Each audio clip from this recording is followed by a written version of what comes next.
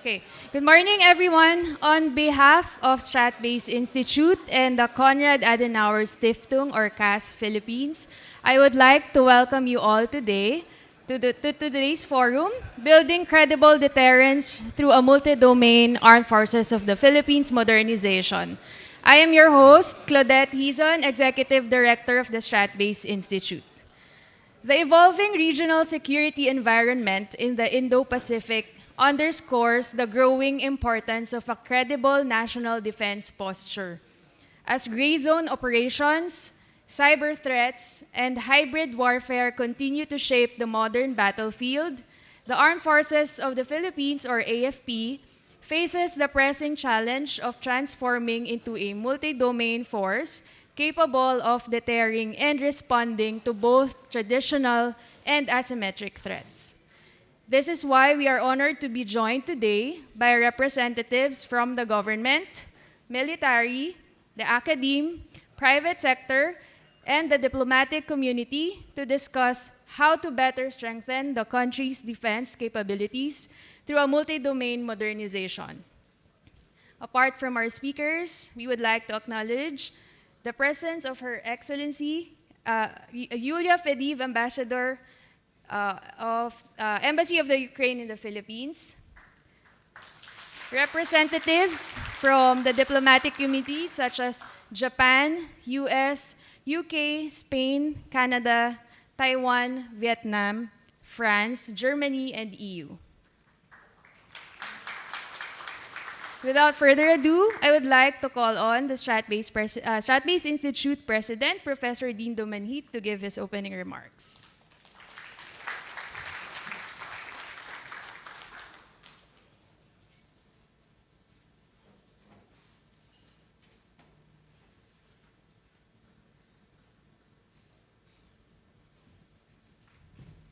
Good morning, everyone. And as always, thank you for joining us. It's been 22 years since we started bringing people together. And I'd like to always remind myself that our role since we started Strat-Base was to bring people together, the idea of a whole of society, people in government, people in the defense sector, the military, people in the diplomatic community, private sector, members of the academe. But more than 22 years ago, this year it's about the 10th year anniversary of our arbitral award. I remember that because when it was filed in 2013, I always remind people it was filed by the chairman of Strat-Base when nobody believed that we can win against a neighbor, a northern neighbor. But what made it more memorable for me, it was filed on my birthday. So his joke with me is, I want you to remember Dindo when I filed it.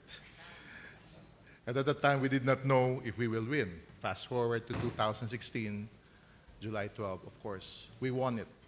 And I'm saying this today because this year, as I've said, marks our 10th year. And this is one of our first activity moving to July 12.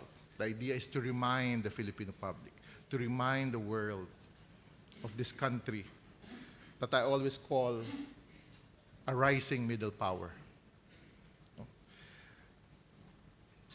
Yet every day, there are efforts to undermine and discredit the ruling.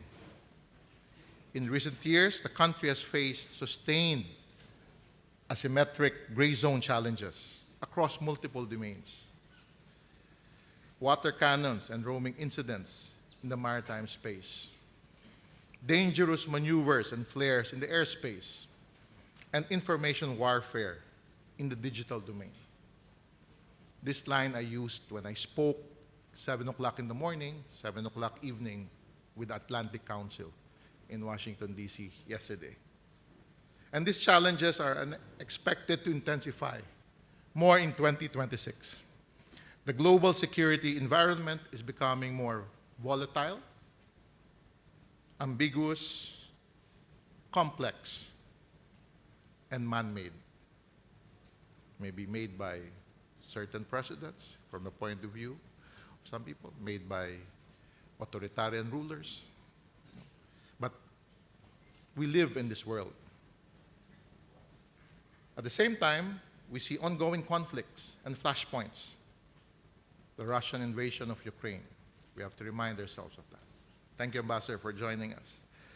The proxy wars in the Middle East through the years, North Korea's nuclear threat, are contributing to a more competitive and unstable geopolitical architecture.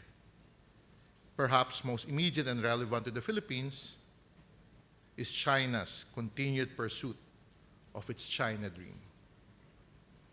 I remember listening to this speech, reading about it when they called it the Beijing Consensus. And since 2012, President Xi Jinping has framed this vision as the great rejuvenation of the Chinese nation, with the goal of transforming China into an economic, military, and technological powerhouse. Globally, it envisions a transformed global order where China reclaims contested territories, dominates the Asia-Pacific, and shapes international norms. For the Philippines, this makes China's ambition a central security concern. Its expansive maritime claims, gray zone operation, and continued coercion directly challenges our sovereign rights and our maritime entitlements. Against this backdrop, it is important to recognize that defense of our maritime rights is a position firmly backed by the Filipino people. And I've asked this question since 2013. It rises from 73%, which our last survey last year. It even went up to 90% when some of our fisher folks, their boats were rammed a few years ago. But to remind everyone, only 7% are not agreeing. The rest are undecided. And if you want to know where the undecided comes from, it's from our southern islands of Mindanao. Disinformation, misinformation, maybe. This is why what the Philippines urgently requires now is a credible capacity to assert, defend, and operationalize the ruling to ensure that its principles are upheld and its relevance endures in the face of continuing coercion, a position strongly supported by the Filipino people. We should stop talking about asserting our rights. It's about defending it already. The very first few years of hosting events like this, I kept on saying asserting. Even in 2022, when we celebrated that year, we said asserting, but now it's about defending. And our surveys that we ran just last year and is now actually running. We're doing one now all over the country with Pulse Asia. 65% of Filipinos support the modernization of the armed forces. Of course, there are other choices, that's why it's just at 65%. 51% would say we need to reinforce alliances and elevate partnership. And 33% support the establishment of defense and security agreements with like-minded partners. It shows that the actions taken by our armed forces, by our defense establishment, also reflects what the people wants. Last year, we took note that the Philippines conducted the most number of maritime exercises in its history. A total of 20 bilateral and multilateral maritime exercises were conducted with like-minded partners, namely the United States, Australia, Japan, Canada, France, New Zealand, and India. This year, we continue to see the same momentum. The Philippines has sustained and expanded its engagement with like-minded states through more maritime cooperative activities and more complex multilateral exercises, such as the recently concluded Balikatan exercises. I'm losing slides because of so many exercises. It adds to my slide. Imagine if I go back to 2022. But I cannot go back to 2016 to 2022. Nothing was happening at that time except swarming of Chinese vessels in the West Philippine Sea.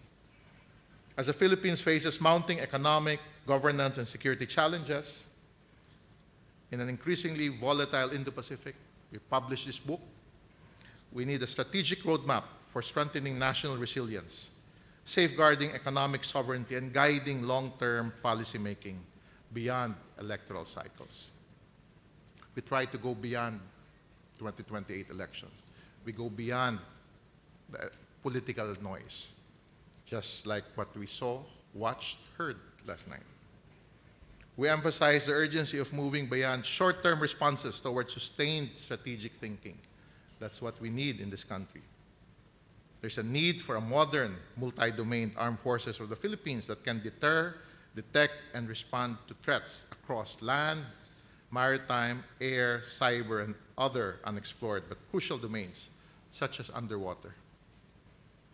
The modern battlefield is now multi-domain, highly technological, and constantly evolving, demanding faster, more integrated, and more adaptive defense capabilities.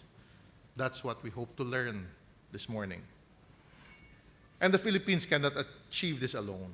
The country needs capable, reliable partners to accelerate the development of its military capabilities. At StratBase, we believe our defense cooperation with like-minded nations, especially those grounded in defense agreements, will be vital in realizing this vision. We play this little role in StratBase. And again, I thank you for joining us. Sorry for the long welcome. 26 years of teaching. I'm used to teaching 1 hour and a half. So if you want more slides, no. But thank you for joining us all.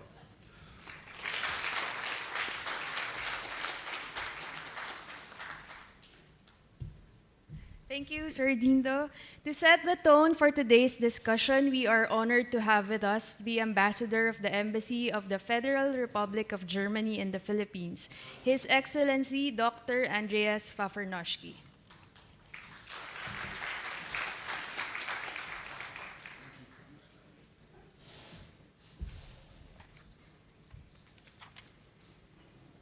Well, dear Dindo, President of StratBase, Honorable General Lagamon, Acting Deputy Chief of Staff representing General Brawner here today with us, General Papera, Chief of the Armed Forces of the Philippines, Systems Engineering and Modernization Office, I hope I got that correctly, Honorable General Bautista, Rear Admiral Roy Trinidad, Honorable General Icaro, dear Daniela Braun, President and Country Director of Konrad Adenauer Stiftung in the Philippines, dear friends of the diplomatic community, dear Julia, Ambassador of Ukraine, friends, colleagues, members of the Armed Forces of the Philippines, magandang umaga sa inyong lahat.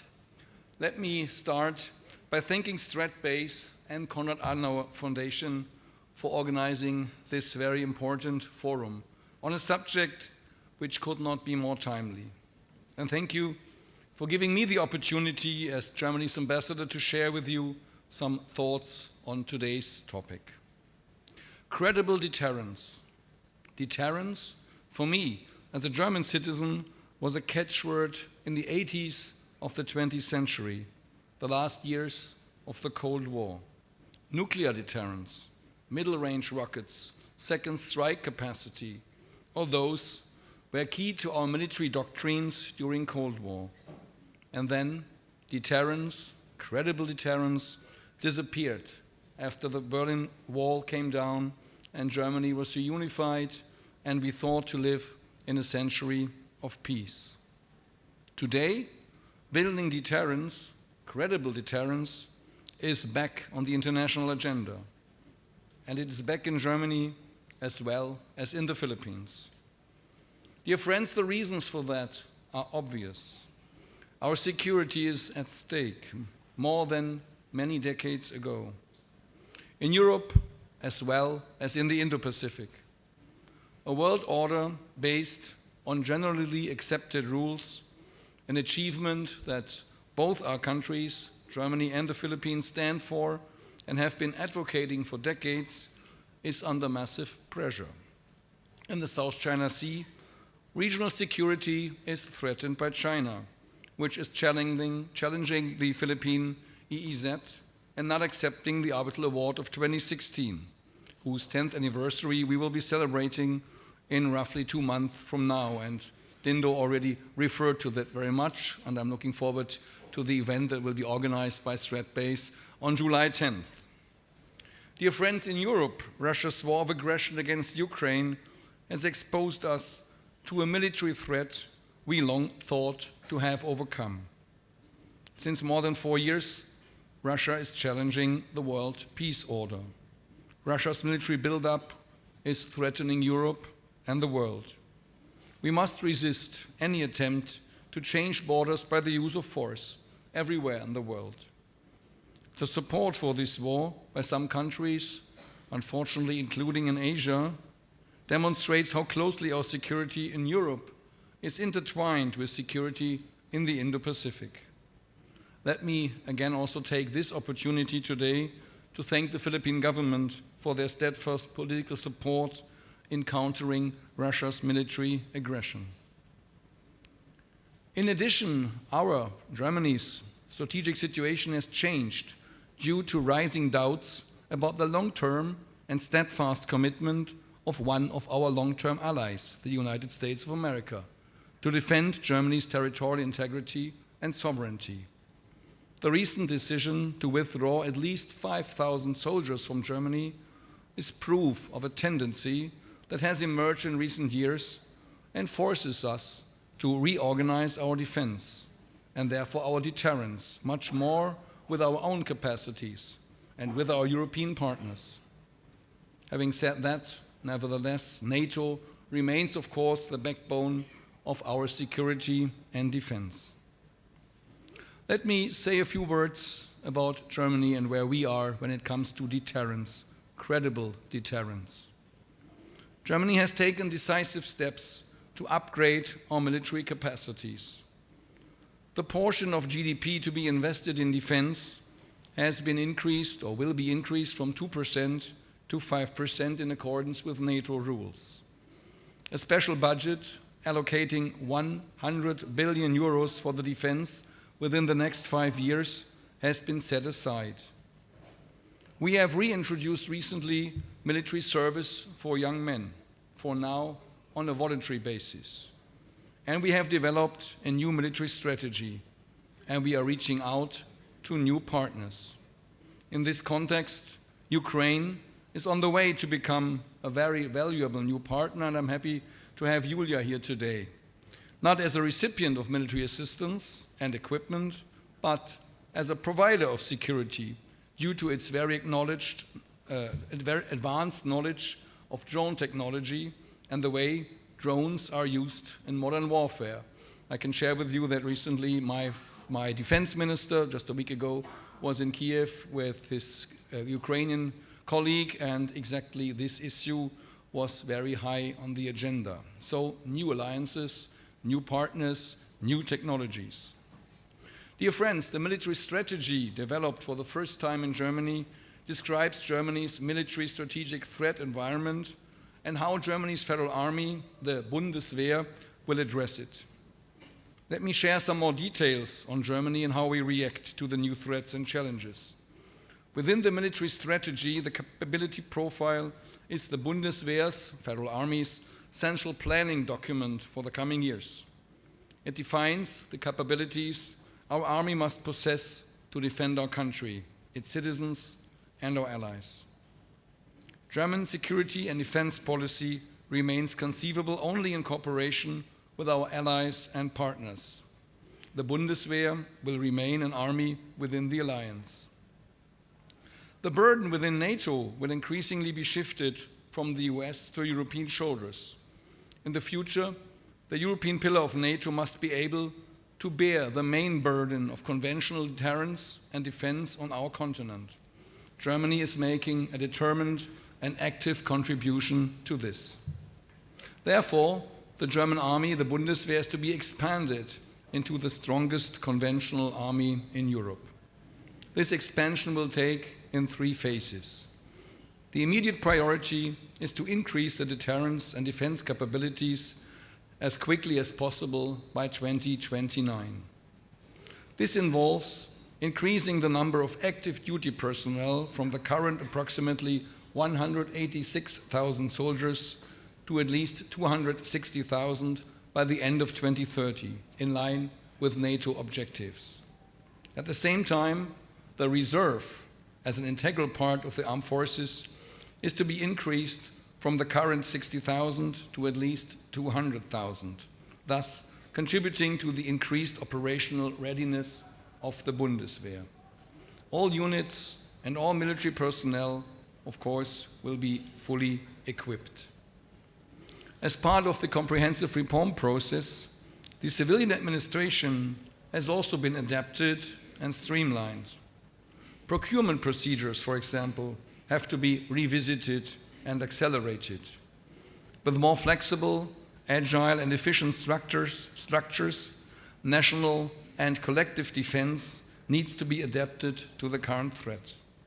To this end, also planning and operational command have been consolidated, the branches of the armed forces have been reorganized, and the joint support area has been established. In expanding the capacities of the Bundeswehr in order to increase our deterrence, our credible deterrence capacities, we are focusing on innovation wherever possible. This applies to weapon systems, I already referred to Ukraine, and drones, as well as to the training of our soldiers. Again, the goal of all this is to jointly prevent military escalation through credible deterrence. And here we are back to what I said in the beginning about the situation in the 80s of the last century, where deterrence was key to avoid war. This is more on the agenda again than ever before.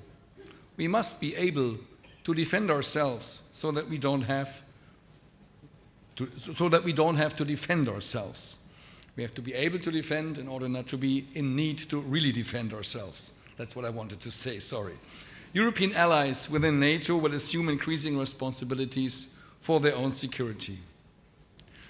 Now, some words on the Philippines, although there are many people in this room, probably almost everyone, who is much better positioned than me to talk about the threat perception and the state of play of the modernization of the Philippine armed forces than I would ever be.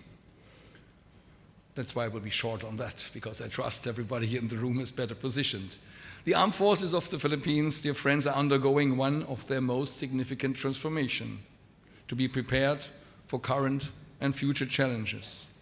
I see the comprehensive archipelagic defense concept built around archipelagic defense as the core element, as a central pillar of its transformation, as it constitutes a significant shift to a more maritime-centric approach in order to secure your own exclusive economic zone.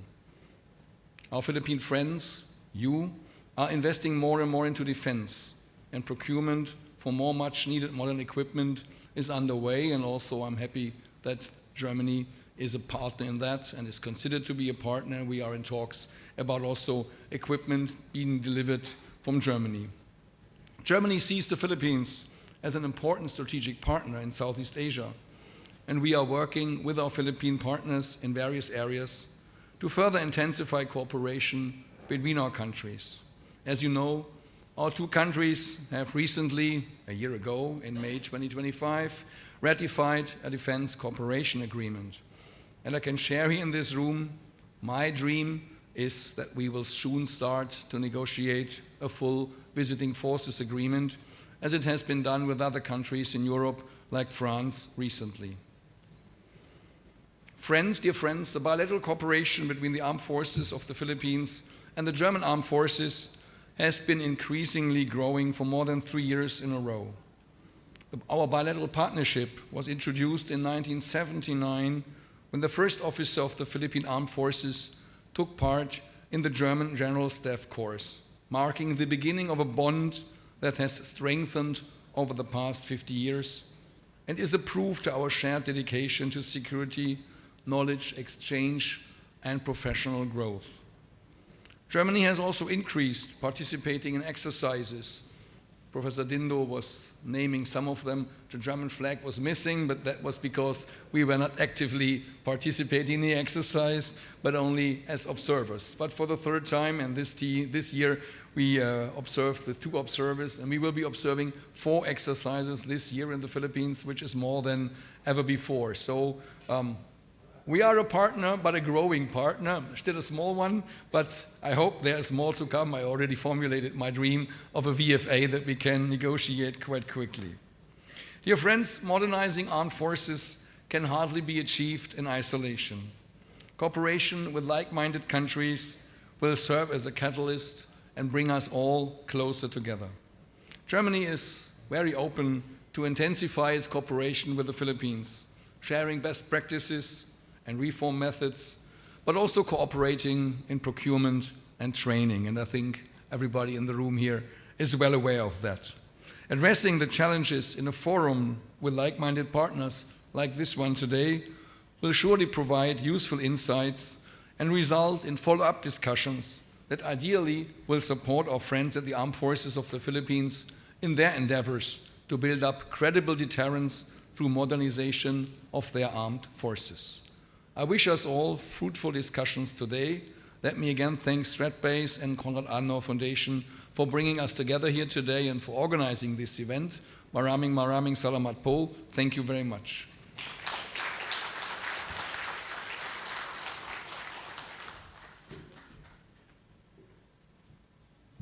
Thank you very much, Ambassador Fafernoshki.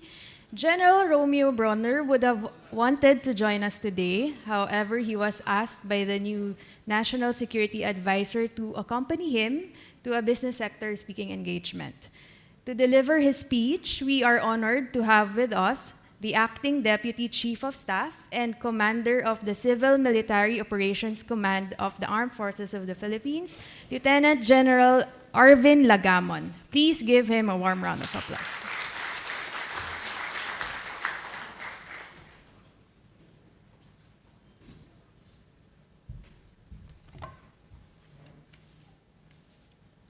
Good morning, everyone. Of course, first of all, I would like to really convey the personal apology of our Chief of Staff for not being here with us today.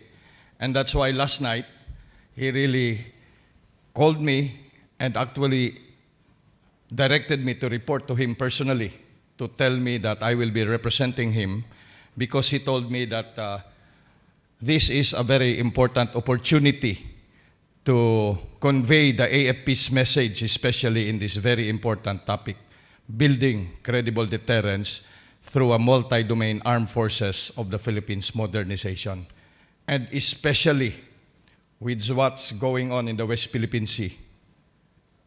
The daily illegal, coercive, aggressive, deceptive, destructive, and bullying in the West Philippine Sea, and their use of sharp power through their United Front works and their malign information and foreign influence information. And that's why he said, you should be there and convey our message. And that's why our Chief of Staff of the AFP always tell us, in the members of the Armed Forces of the Philippines, that we should have a mindset that we are already at war. Not yet a kinetic war, but the political war, the economic war, and more importantly, the cyber and informational war is already going on. And for us, as I've said, this is a very important opportunity to convey our message to all of you, our partners, our friends, our supporters, our stakeholders, because security is the concern of everyone. So to the distinguished members of the Diplomatic Corps, fellow public servants, representatives from StratBase Institute and the Konrad Adenauer Stiftung,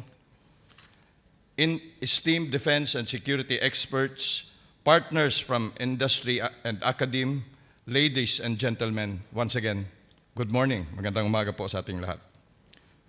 We gather today at a time when the security environment around us is becoming more and more complex, more interconnected, and more demanding for every nation that values sovereignty, stability, and peace. the challenges we face are no longer confined to a single domain. Threats now move across the maritime, air, land, cyber, space, information, and cognitive environments at increasing speed and with greater coordination. Grayson operations test national resolve without openly declaring conflict. Cyber intrusions can disrupt critical infrastructure without a single shot being fired, and disinformation seeks to weaken trust from within.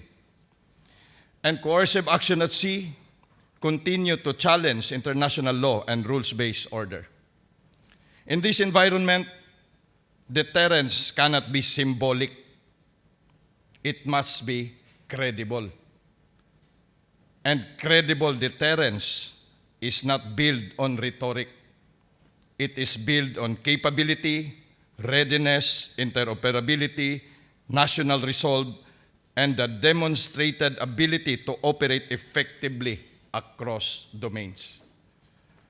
That is precisely why the Armed Forces of the Philippines continues its transformation toward a truly multi-domain force.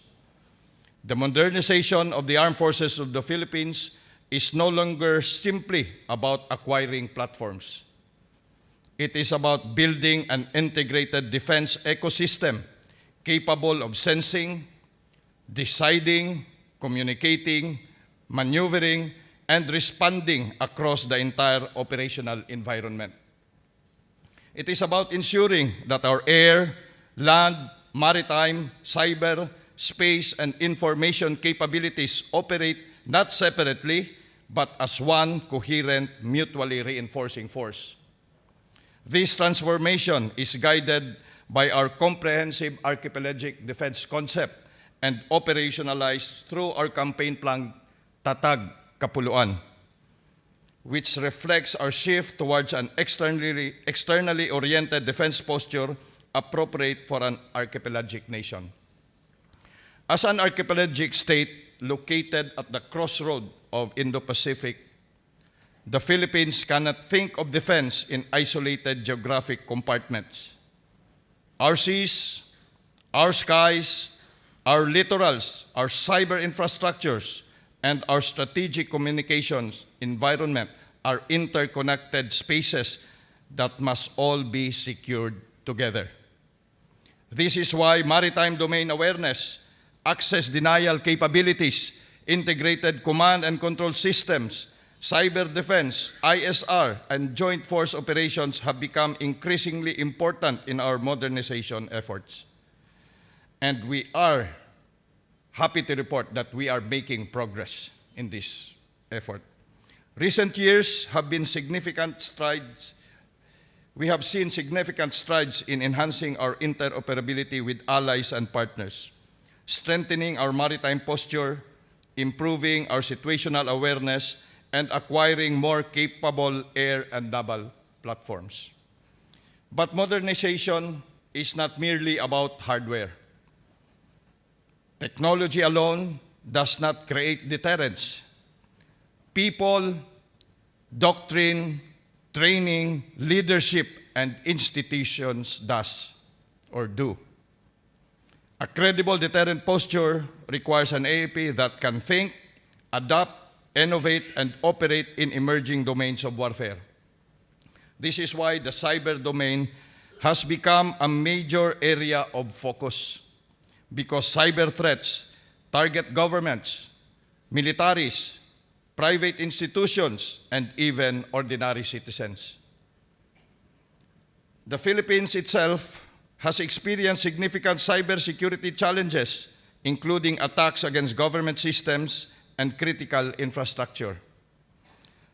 Recognizing this reality, the AFP continues to strengthen its cyber capabilities and it's pursuing a more robust cyber command structure. But again, this is not simply a technological challenge. It is also about human capital challenge. We need highly skilled personnel. We need cyber-ready forces we need partnerships with the academe, industry, and research institutions. And we must continue investing in training, recruitment, and specialized education to enable the AFP to compete in an increasingly digital battle space. At the same time, emerging technologies are reshaping the future of defense. Unmanned systems, artificial intelligence, human-computer interactions, advanced material science, autonomous platforms, and integrated information systems are no longer future concepts. They are now part of the operational realities of modern armed forces. The growing role of drones in contemporary warfare demonstrate how relatively affordable technologies can significantly alter the battlefield and provide asymmetric advantages, particularly for middle powers and archipelagic states just like the Philippines. Likewise, advances in material science and defense sustainment highlight the importance of building resilient supply chains and reducing dependence on external sources for critical defense requirements. And perhaps most importantly, these developments reinforce a larger strategic principle. Modernization must not only strengthen operational capability, it must also strengthen national self-reliance. The revitalization of the Self-Reliance Defense Posture Program of the Philippines reflects this understanding. The Philippines must continue developing indigenous capabilities, local innovation ecosystems, and stronger defense industrial partnerships that can sustain long-term modernization and strategic resilience. Because credible deterrence is not measured solely by what a country can buy. It is also measured by what a nation can sustain, produce, adapt, and defend on its own. At the same time, we recognize that no nation secures peace alone. One of the most important dimensions of credible deterrence is partnership. The Philippines continues to deepen cooperation with allies and like-minded nations because interoperability, collective readiness, and strategic trust contribute to regional stability. This is particularly important in the Indo-Pacific, where the preservation of international law, freedom of navigation, and the rules-based order remains essential to regional peace and prosperity. This year also marks the 10th anniversary of the 2016 Arbitral Award on the South China Sea. That landmark ruling reaffirmed principles that extend beyond the Philippines alone. It reinforced the importance of international law as a stabilizing force in maritime relations and as a peaceful mechanism for resolving disputes. The AFP's modernization efforts, therefore, serve a broader purpose. They are intended to preserve peace by strengthening deterrence. They are intended to ensure that the Philippines remains capable of defending its sovereignty, protecting its people, securing its maritime entitlements, and contributing responsibly to regional stability. For us, credible deterrent posture reduces the likelihood of miscalculation. It encourages restraint, it reinforces stability, and it creates the condition where diplomacy, cooperation, and peaceful resolution can endure. As we move forward, the challenge before us is clear. We must sustain modernization not as a short-term project, but as a continuing national endeavor. We must strengthen the link between defense, technology, education, industry, governance, and national development. We must also cultivate a culture of innovation within the armed forces. And we must ensure that modernization remains responsive to the realities of modern battle space and the strategic demands of our archipelagic nation. The task at hand is really very significant, and so is the responsibility that is entrusted upon us, the armed forces of the Philippines. The men and women of the uniform and the armed forces of the Philippines understand that modernization is ultimately about readiness in service to the Filipino people, because that is our very oath. To fight all forces who will threaten to destroy the freedom and independence of the Filipino people, and to live and die in the true Filipino tradition of valor, honor, duty, and loyalty if necessary.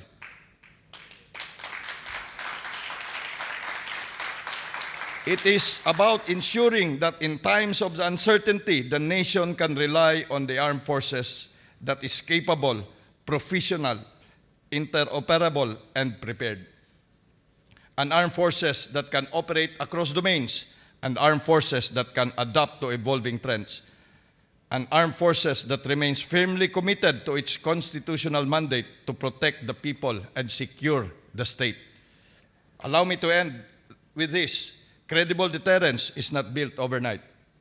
It is built steadily through vision, investment, discipline, innovation, partnership, and more importantly, national unity and social cohesion. We may be divided politically, culturally, religiously, but when it comes to the defense of this country, we should be united as a people. We should have that compelling ideology to fight for this country. As we continue this journey of transformation, the Armed Forces of the Philippines remains committed to building a multi-domain force that is not only modern in capability, but steadfast in purpose. A force prepared not only to confront the challenges of today, but to secure the future of our nation and contribute to a free, open, stable, and rules-based Indo-Pacific. Once again, thank you very much to all of you. Maraming salamat po. Mabuhay po ang Armed Forces of the Philippines. Mabuhay ang Pilipinas!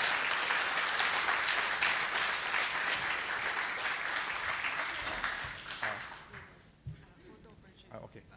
We call on Professor Dindo, Ambassador Fafernoshki, and Ms. Daniela Braun, Executive Director of the CAS Philippines, for a quick photo opportunity.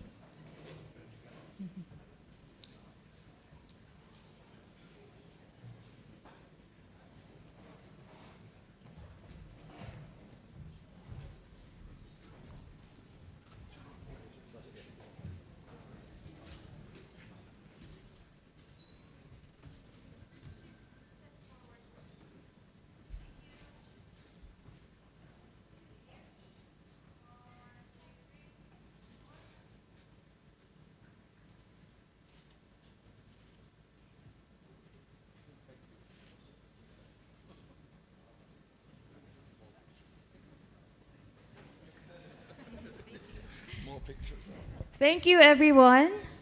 Now let us go into the first panel discussion entitled Gaps, Challenges, and Opportunities for Modernizing the Armed Forces.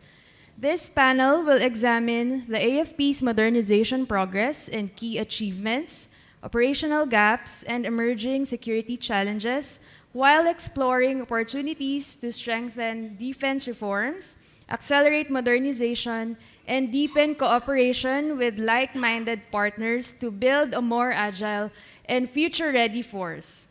I would like to invite our panelists one by one to deliver their opening statements first.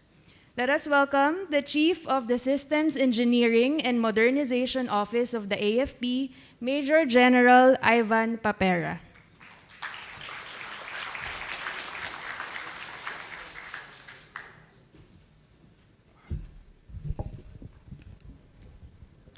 Good morning, everyone. Apologies to all the dignitaries. I'll skip with the formal greetings because 5 minutes of opening statement is very challenging when you talk about modernization.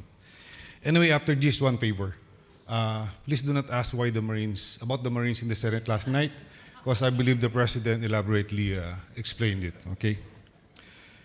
Anyway, serious assessment of the modernization must be grounded in 3 realities. First, the structural gaps that we previously and continuously faced. Second one is the operational and systemic challenges that constrains its implementation. And lastly, the emerging opportunities that can fundamentally reshape the trajectory of our modernization. On gaps, of course, the most persistent constraint is financial. as the limited budget provided for the modernization through the years, we are forced to strictly prioritize our requirements between internal security requirements and external defense requirements. And this led to our piecemeal approach of acquiring our capabilities. Piecemeal, meaning some of the capabilities that we acquired are not complete in its intent of being able to provide the capabilities. We are also forced to do what we call chop suey, meaning we bought a mixture of different capabilities from different nations, eventually leading us to problems of integrating these systems. Another challenge, of course, is the nascent defense industrial base that forced us to rely on foreign acquisitions, which are capital intensive. It exposes us to external dependencies and sometimes involve fragile supply chains with longer turnaround times. Limitations in the previous procurement framework under the old procurement law RA 9184 has been a problematic case for the armed forces modernization. Right now, we are constrained by the number and readiness of our assets, despite all the acquisitions, the integration and completing the systems of these capabilities are still a challenge. Why? Because of its support system, sustainment programs, MRO, which are foundational, of course, integration into becoming a joint capability, and most importantly, the basing requirements to support these capabilities. Our basing strategy before was so focused on internal security that we have to reshape to support our CADC. And information technology, as it evolves, is again very challenging. As we procure our capabilities within the next 3 years, we are limited, there's also changes. So balancing these priorities is a big challenge to the armed forces. Balancing the needs for joint needs and service peculiarities, integrating them, and accelerating technological obsolescence.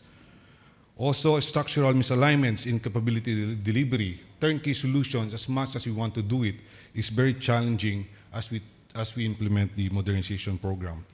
And most importantly, public perception. Modernization is viewed as expense and not as an investment. So we have the opportunities now that the national government, the president is very supportive. The budget for modernization is tremendously increased. And his support to direct all the other agencies to support us towards our needs for foreign financing and other interagency requirements. Of course, the strategic direction of our Secretary of National Defense, focusing the modernization towards one theater concept, so that we'll have government-to-government engagements that will help us to our multilateral cooperation, not just limited to exercises, but capability development cooperations. And of course, the jointness towards cyberspace and emerging technology. This is the foremost priority of the President, of the Secretary. Of course, our policy changes, the new procurement law, the new SRDB law, these are opportunities that we must take advantage of. So taken together, these developments suggest that the Philippines is transitioning from a purely procurement-driven model towards a more integrated capability development. So to conclude, the key question for us is no longer whether we need modernization. That has been settled by strategic environment we all observe. The real question is, we need a modernization that can align policy, procurement, industry, finance, and operations into a coherent system that delivers credible deterrence for the armed forces across all domains. The answer will depend, of course, on how honestly we confront these gaps, how creatively we address these challenges, and of course, how decisively our government and the defense and armed forces institution seize these opportunities together. So thank you at mabuhay po tayong lahat.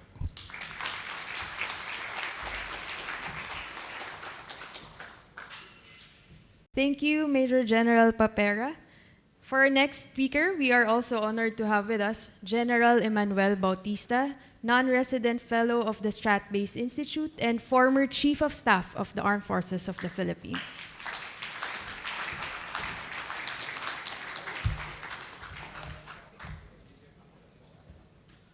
Good morning, ladies and gentlemen. It's a pleasure to be sharing some thoughts with you on military modernization. Let me just, a lot has been said already by the previous speakers, but let me focus on the environment that is occurring today, wherein the military modernization is being undertaken. So, next slide. And I'm talking about the how wars of the 21st century are evolving in terms of trends, technology, and methodologies. Well, aside from the traditional asymmetric warfare, guerrilla warfare, and terrorism, now warfare in terms of asymmetry is all about low-cost solutions to address expensive technology, and we're seeing that happening in the wars that are raging right now. Non-military means and non-military targets, use of proxies and surrogates, commercialization of warfare, and as earlier mentioned, expanding domain, not the traditional air, land, and sea only, but also space, cyberspace, and the most important is cognitive. Warfare has always been shaped by emerging technologies. Historically, we've seen that throughout the history of war. And technology has and can determine the outcomes of war. The difference now, it is evolving at a very fast pace, unlike in previous years. So we see how fast technology is changing, how fast it is affecting the conduct of warfare. In fact, it has the ability to revolutionize warfare.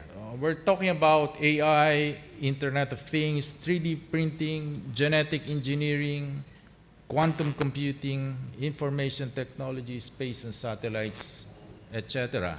How they influence the conduct of warfare. Also, evolution in terms of methodology. We've heard about hybrid warfare, unrestricted warfare, gray zone, how not just military but other means are being employed to wage war. And as earlier articulated by the statement of the Chief of Staff as relayed by General Lagamon, we are in fact in a war right now, not necessarily kinetic military war, but in other domains. But having said that, today's warfare, the latest developments, kinetic war in Ukraine, in Europe, in the Middle East, well, the use of kinetic military force even in South America. Will the Indo-Pacific be next?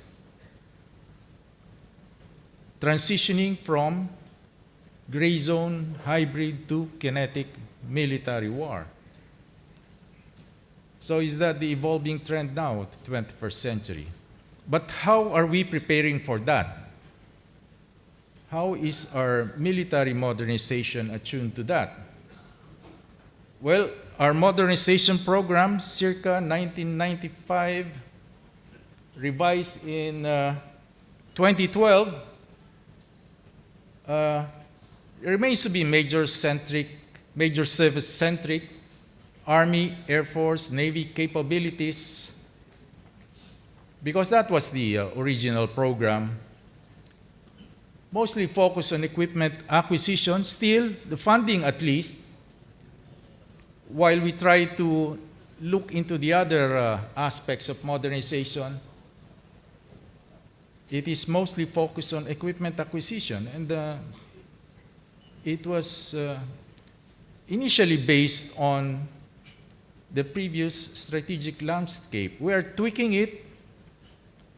Surely we're tweaking it, but are we doing that fast enough? As there remains to be gaps in those programs. And so, ranging the modernization program to how wars of the 21st century are evolving, we need to really align and make the modernization program more responsive. In terms of addressing the gaps pointed out earlier, but let me emphasize the cohesiveness. We would rather have a joint capability development rather than centered on major services capabilities. And addressing the gap between modern technology and legacy equipment. The time gap, as I said, the evolution is going on at a very fast pace. The gap in funding versus the cost of modernization, and between what is needed and what the economy can afford. So those are issues that we need to address. Challenges, but we have opportunities as well. Public support remains high for the modernization program. We have support from our allies and the recognition of the importance of the economic component of the alliance. So, but I've been talking about modernization. This is all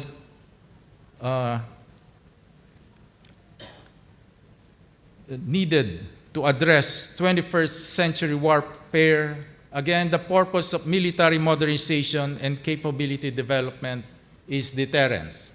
But the caveat is capability development is meaningless unless we consistently demonstrate the will to fight for our rights, the most important requisite of credible deterrence. So with that, thank you, and I welcome your questions, clarifications later.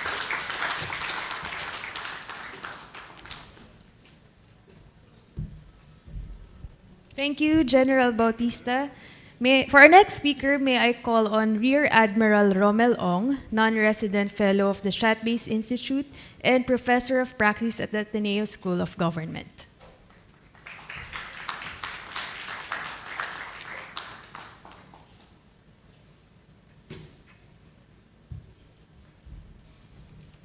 All right, 5 minutes. Good morning. I will go off script. Instead of looking at the current, I will look at the past, based on my own experience. Next slide, please. So we go back to 2012, after the Scarborough Shoal incident. This was my presentation in September of 2012, and I'm going to use it again. Okay. Some of the things that we've learned when we look back at the 2012 situation is that China is dependent on maritime trade. And just read. Next. Based on naval intelligence data of 2012, this is the Chinese merchant traffic passing through the Philippines.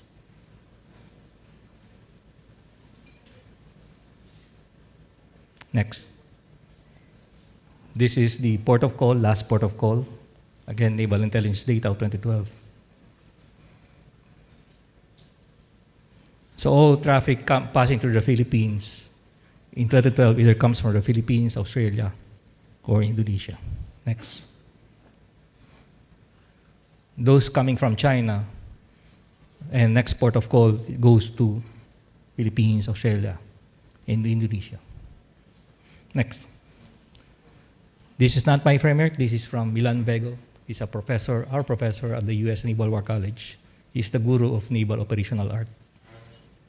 So based on his framework, we've concluded in 2012 that the decisive point in engaging China would be in our own sea lines of communication. So we have 7 slocks. They pass through Cebu Strait, Mindoro Strait, and Luzon Sea. Next. The decisive point for any conflict involving the Philippines is not kinetic. The decisive point is within our own government. So we, in 2012, already predicted influence operations will happen. Next. In summary, this was our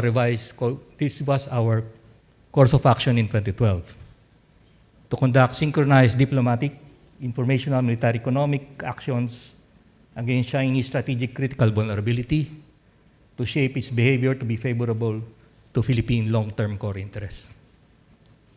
The asterisk means flexible deterrent options. So in summary, economics drive China's maritime strategy. We need to attack China's center of gravity and defend our own. China needs to trade, and that is its vulnerability. 3 warfare is being employed against national leadership and decision-making processes. And Philippine naval strategy should evolve over time as it upgrades capabilities. We need to develop an interagency maritime strategy. So these were our conclusions in 2012. Next. I developed this framework when I was the N3. So this was the basis for our capability plan in 2016. I was the N3 in 2014. So if you look at this, we're looking at cooperation, awareness, operations, and sustainment across the spectrum of conflict from peace, crisis, to war. And in wartime, our focus is on sea and aerial denial. Next. As I've said in different fora, I have not read the CADC. Okay? So I am not aware of the content of CADC. But based on what is available in social media, this is what I believe would be the framework for a CADC. Basically the same as what I did in 2014, with just some minor adjustments. So it looks at cognitive, these are the domains of warfare from space, air, sea, cyber, and cognitive. And it looks at different spectrums from types of cooperation, joint counterintelligence information operations for FIMI, a joint C4-star information assurance capability, and a defense industrial base supply chain resiliency component. Across the 4 domains of warfare, air defense, naval defense, and homeland defense. Next. So from the balcony, or from the stage, we need to look at the alignment of strategy, people, organization, and capabilities.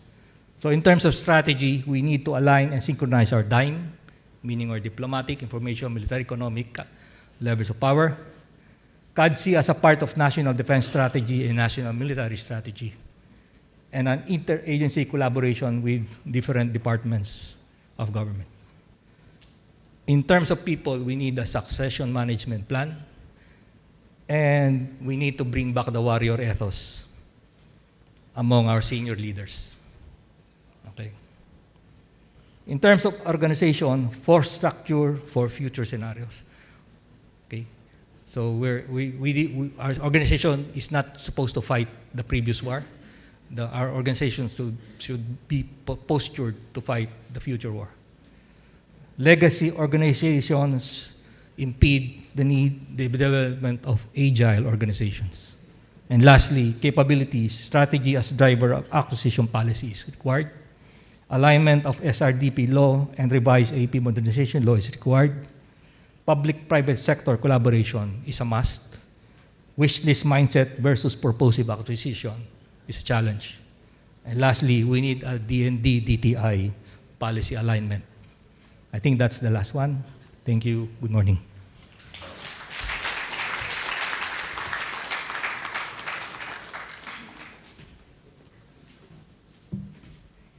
Thank you, Rear Admiral Ong. Lastly, let us give a round of applause for the spokesperson for the West Philippine Sea and former Inspector General of the Philippine Navy, Rear Admiral Roy Trinidad.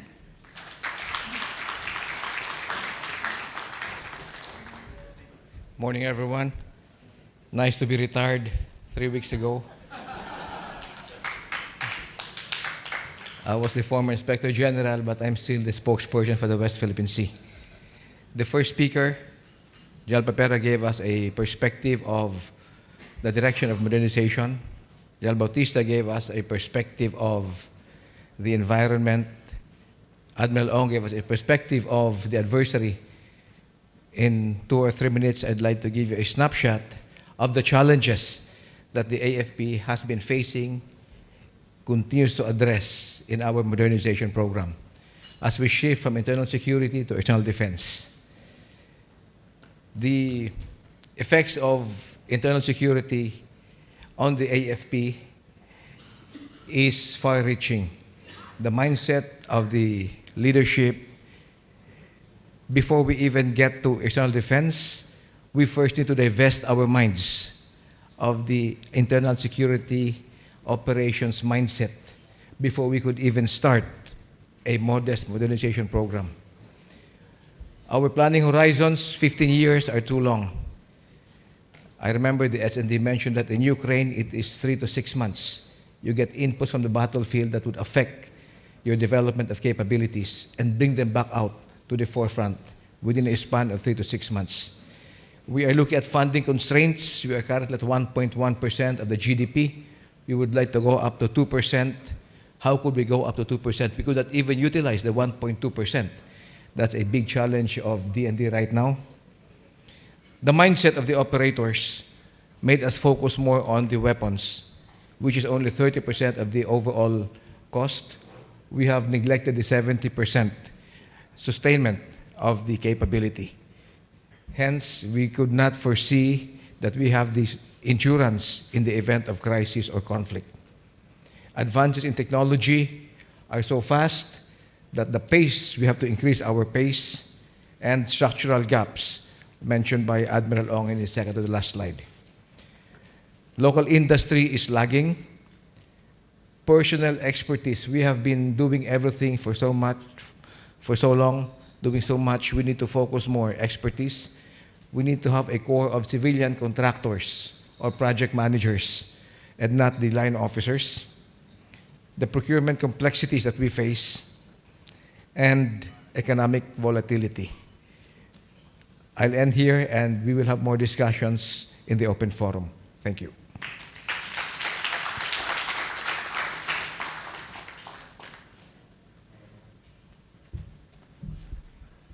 Thank you, Rear Admiral Trinidad.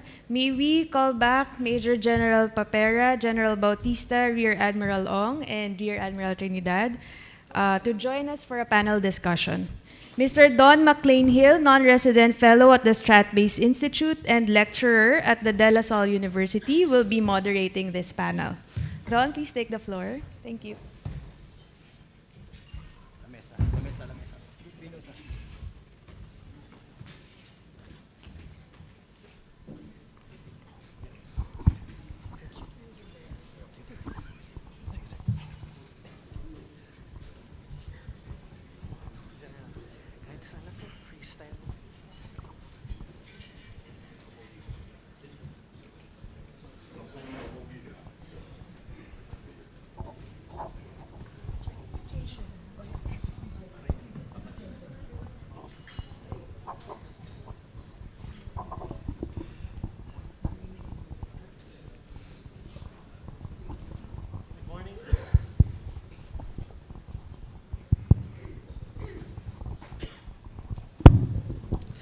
Good morning, everyone. Strat-Based, Professor Manhit, Cass, Ms. Daniela Brown, thank you for organizing such an important setting for us here today.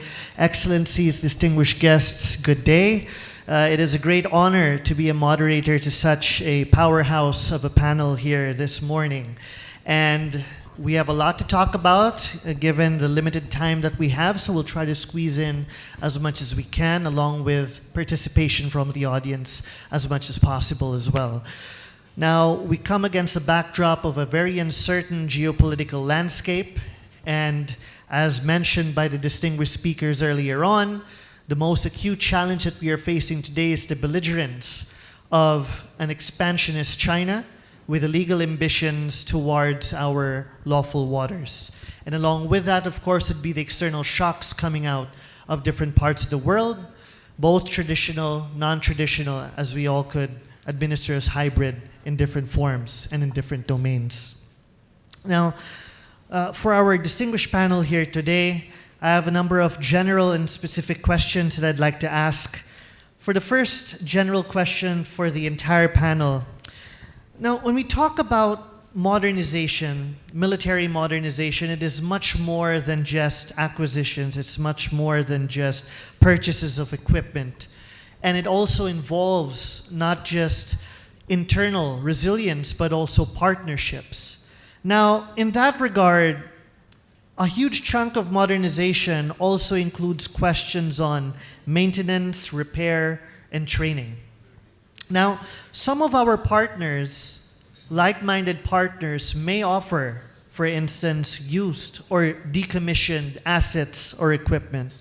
Now, my question to the panel is, how much of a challenge will inducting these assets be into service in the context of maintenance, repair, and training costs? I open the floor to the panel.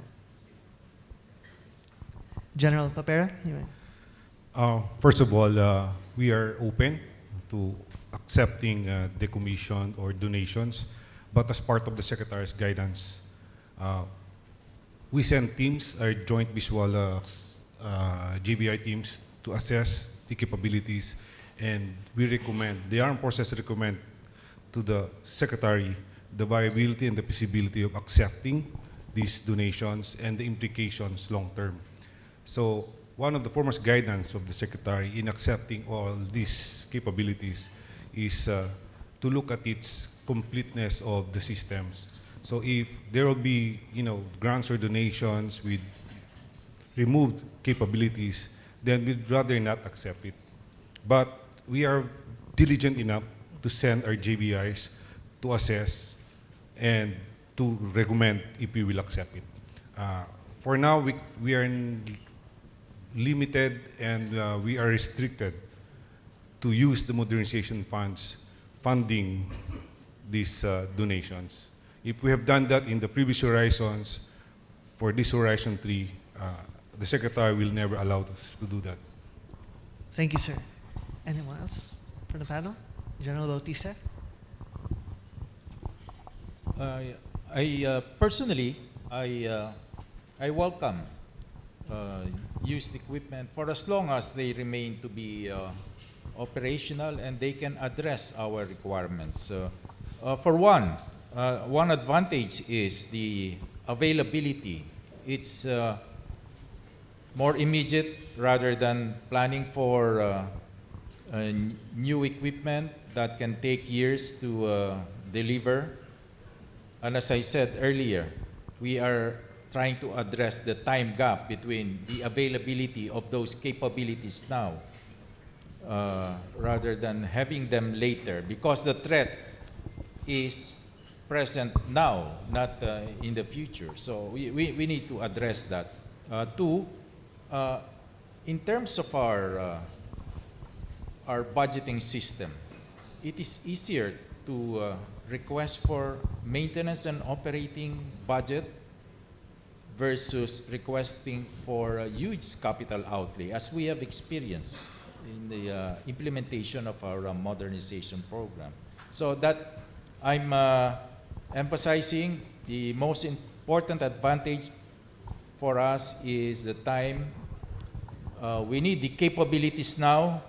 It is good if we get more modern, newer, more capable equipment, but if that will come years later, that is a disadvantage to us. Thank you, General. Admiral Trinidad? Yes, thank you. Among the factors being considered at DND is the ease of integration of these capabilities, the ensuring that the logistics chain of the spares of the weapon system would still be there.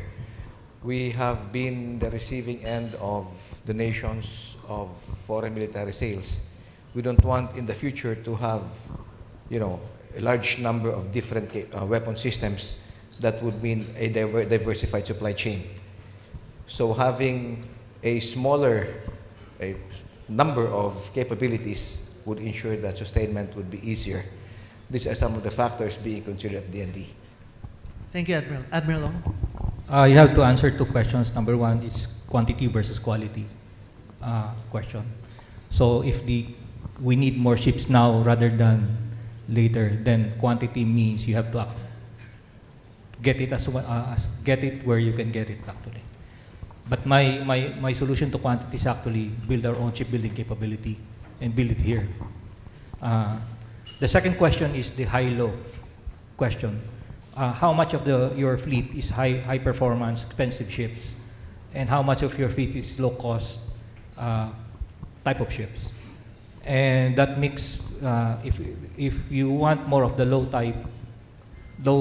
budget, low performance ships, then you can get it anywhere.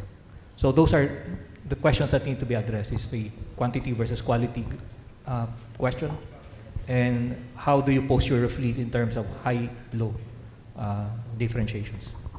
Thank you very much, Admiral Ong. And that was, in fact, very enlightening, especially since this debate props up every now and then, given the flow of our potential acquisitions and the trajectory of our security and defense partnerships. We talk about arms trade as well. Now I'd like to go to the specific questions addressed to our specific distinguished panel members here. And I'd like to kindly start with General Papera. Sir, there has been a surge of legislation or efforts in the field of legislation to improve the Philippines' defense acquisition mechanisms.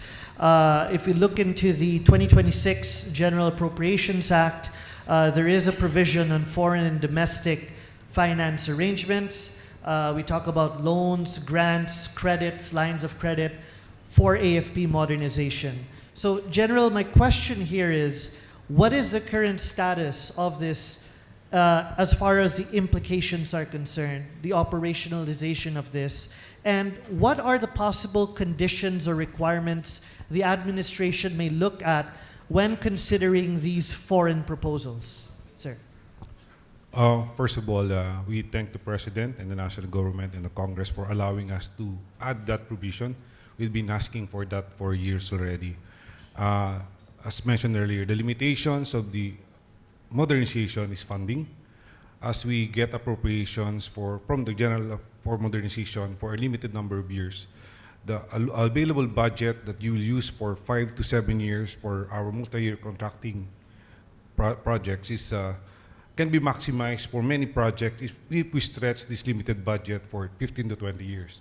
And the President supported that. So now we have the President to the Executive Secretary created an oversight committee that mostly the financial group, the DBM, DOF, DTI, Bureau of Treasury. So the financial push for loans for the modernization cannot be done by the Armed Forces and the Defense Department. So we need an interagency approach to that. And the DBM and the DOF is very actively supporting us in this. So we have created technical working groups. There are several projects already for under Horizon 3 that we already recommended and is being reviewed. Aside from the foreign financing, we are also pushing for domestic funding. We have met associations, banking associations of the Philippines. They have enough funds to support the modernization. Unfortunately, the provisions of our central bank or treasury for local loans from the local banks, where all government agencies except GOCCs are not allowed to entail loans from our local banks. So those are the provisions, those are policy changes that the government need to address so that the Armed Forces Modernization can also avail of domestic funding. And that's our that's the next step that we're looking forward to address. Yes, the foreign financing now is just a inch away from being implemented, and we're looking forward to that. The SRDP law has a foreign financing scheme also. However, it's limited to developing an industry. But in a way, the mechanisms, the fundamental, the structural processes and procedure that will be implemented there will also help the modernization and also the industry in the future. Thank you. Thank you very much, General. You've provided a very nuanced understanding of this, which is very important for us all here today and would benefit us greatly here. Next, I'd like to turn to General Bautista. Sir, your leadership of the AFP, your experience during this period, the question I'd like to ask is, what lessons could be drawn from that period towards the current situation now? What are likely to remain the same in terms of modernization goals, and what are likely to, to witness some sort of change as far as the modernization process goes? The issue of AFP modernization has always been funding, availability of funding. But considering also what we can afford versus what we really want to have, that is an issue that we always confront, even to date. So, as I said earlier, the trends in the warfare, while technology is very important in the outcome of wars, but lately we are seeing low-cost solutions prevailing over high-cost technologies, as we have seen. So perhaps that is a more practical thing for us to do. Low-cost solutions doesn't have to be the latest technology, but something that is practical, affordable, soldier-proof, that our ordinary soldiers can employ.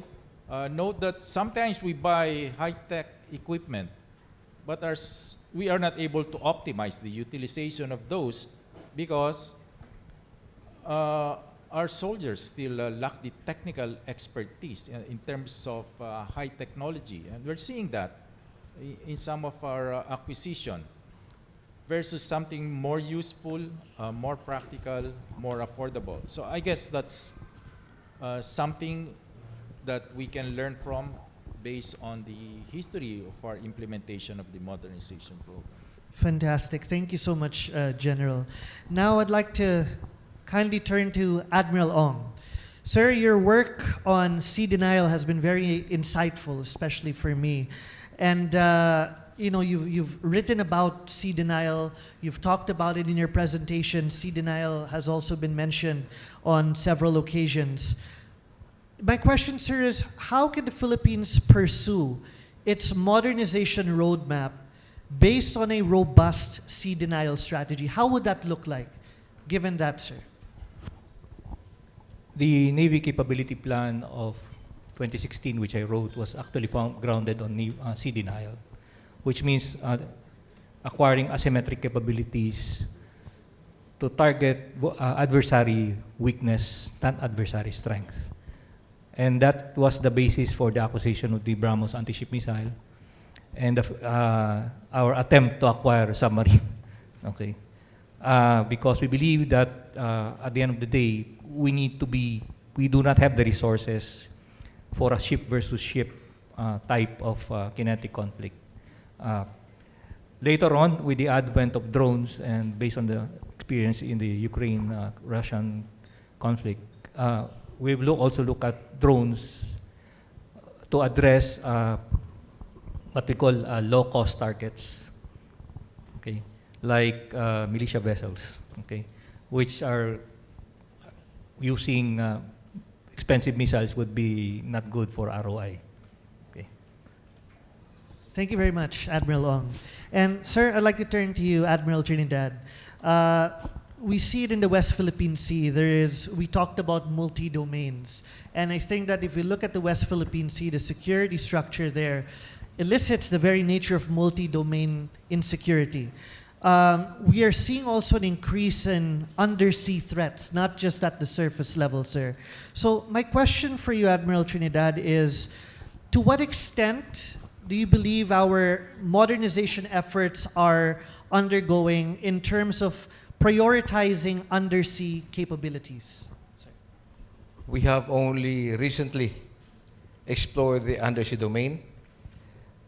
The traditional mindset of the Philippine Navy is more on having submarine capability. Undersea equates to submarine warfare capability. There are a lot of developments right now that would afford us the capability to match any adversary in the underwater domain, undersea domain, without necessarily going to unmanned systems, to manned systems. We could have unmanned systems, cheaper, more expedient. The social cost of conflict will not be there, or even through accidents. And historically, a lot of accidents have happened in developing submarine warfare capability. But I would like to say that the awareness is now there, not only for conflict or crisis, but even in peacetime, we need to have the capability to be able to secure and protect undersea cables, submarine cables, which is now recognized as a critical government infrastructure. And we have seen threats to that in the European theater and even in the Taiwan Strait. Thank you very much, Admiral. And that is very important, the points that you've raised, given, of course, that China has also been developing its own advanced systems, offensive systems to disrupt undersea cables as well. So this is very important. For now, before I'd like to go to my next set of questions, very briefly, I'd like to see if there's anyone here that would like to ask any particular questions to our distinguished panel members. Before I go on to my next question. Yes, we have one. Two, perhaps we could get three. Okay, we have the third over here. So could I kindly request for the mics?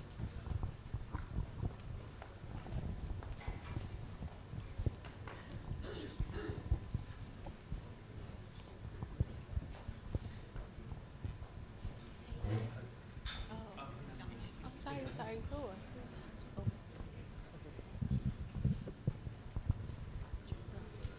I think there's some over there.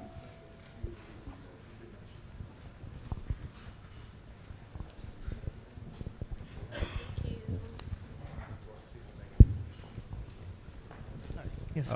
Yes, thank you very much. Good morning, everyone. Sirs, I'm Romel Madronio from the Board of Investments. Actually, I was able to hear some of your presentations earlier, but I was wondering if the importance of SRDP, the Self-Reliant Defense Program for the government, would somehow also contribute in the modernization of the Philippines. We would like to hear your take on it. Thank you. Okay, we can go to the second question. We could get three questions. Right in the back center, please. Okay. Hi, good morning. I'm Santiago Castillo. I'm from a KVG, a US-based logistics company, and also an analyst for Fax Asia. My question is, with all this process of development for modernization, what would be the challenges, let's say, for private sector companies that are trying to help or assist the AFP in its modernization process, especially in very niche areas like sustainment, logistics, and keeping things operational? And just for FYI, my company doesn't sell weapons. We're just here to do like things more niche, such as logistics and advanced manufacturing. Thank you. Thank you. And one last over there to the end. Oh, no. Do we have one more question? Oh, right at the back, please. Good morning, everyone. My name is Mr. Jean Ferrer from the Aurora Pacific Economic Zone and Freeport Authority. In connection with our colleague from the Board of Investments, my question is, and thank you very much for sharing the roadmap. One of our focuses in APECO is the industrialization of the defense industry. In fact, we are hoping to position our economic zone as the national defense hub of the Philippines. My question is there any role that you may see economic zones factoring as maybe defense manufacturing hubs for the Philippines? Thank you. All right, thank you. So we have questions on the economic zones, and we have questions in relation to private companies and their roles in the military modernization, and of course the question on the SRDP. So I'd like to open the panel to answer this question. You may choose any particular question or all together. General. I'm the most junior among the generals here. So everybody's pointing their fingers at me, sir. So allow me to answer first. First on the SRDP. Finally, the revised SRDP law has been passed, and we are really happy about it. Right now, the Defense Department, led by Undersecretary Rene Diaz Ustrid, is working with the other agencies of the government, particularly DTI and many others, the OST. They're pushing for laying down the foundations so that we can implement this revitalized SRDP law. We learned from our lessons before. We have to address the structural gaps. So we have to lay down the foundational requirements so this policy can be implemented effectively. And unfortunately, there are also some provisions that the Secretary of National Defense would like to put into it that were kind of missed out. So we're also pushing for these additional provisions that can really push forward the SRDP and develop our own industry. Yes, it goes hand in hand with modernization. We will need SRDP to push for especially MROs and sustainability of our acquired capabilities under modernization program. These are two different programs, but it goes hand in hand. But right now, again, I said the foundational requirements for SRDP is much needed. The Secretary of National Defense has laid down what will be the priorities. So investment on industries that will not compete, for other industries that's already well established worldwide. So there are identified defense industries that needs to be addressed worldwide, like munition hubs, etc.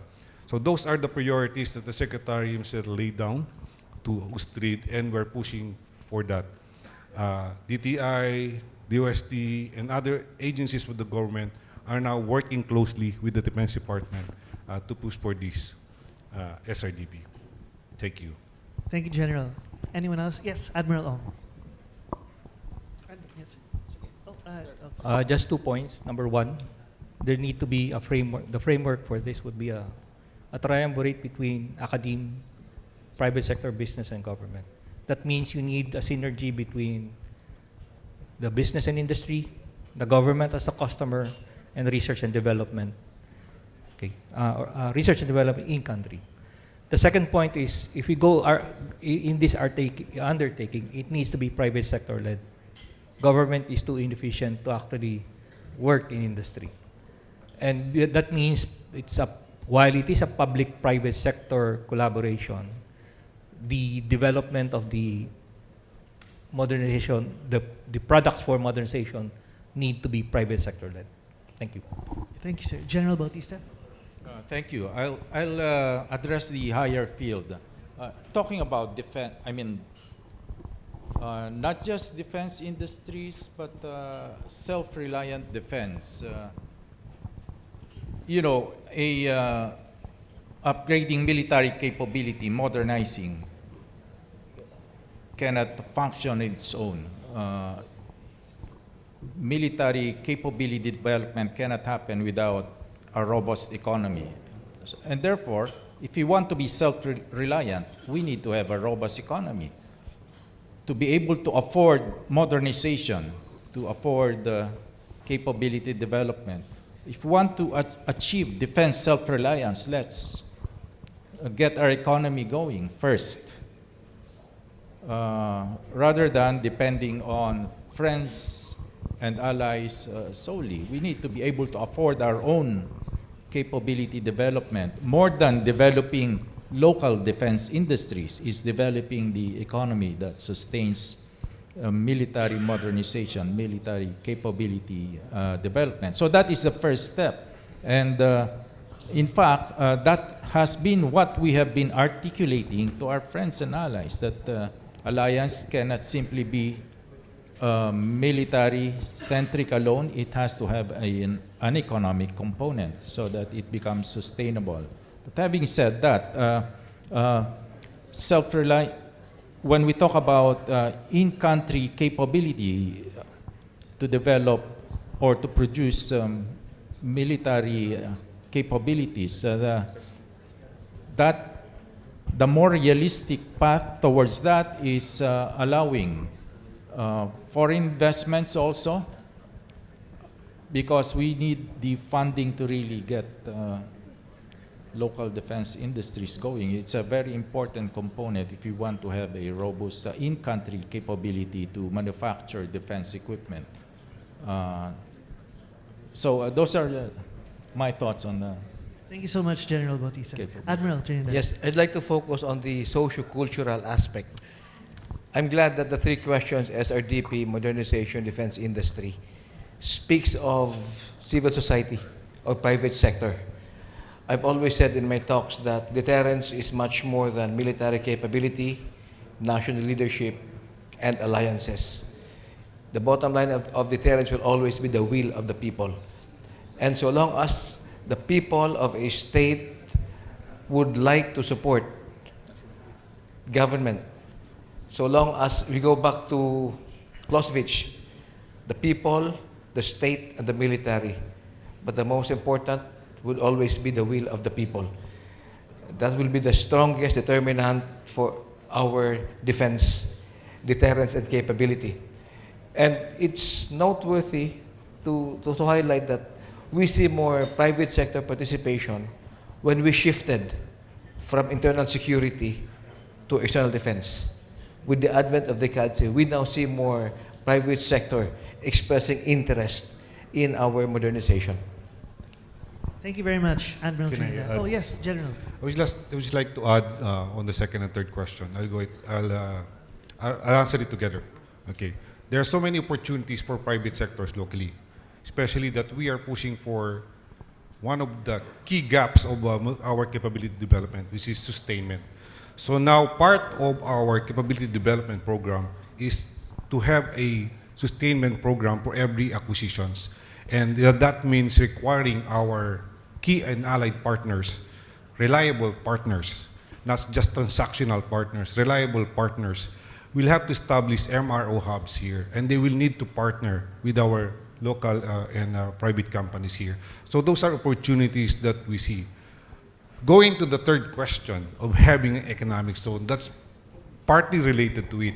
There are many pending bills in Congress pushing for defense economic zones, etc., different economic zones.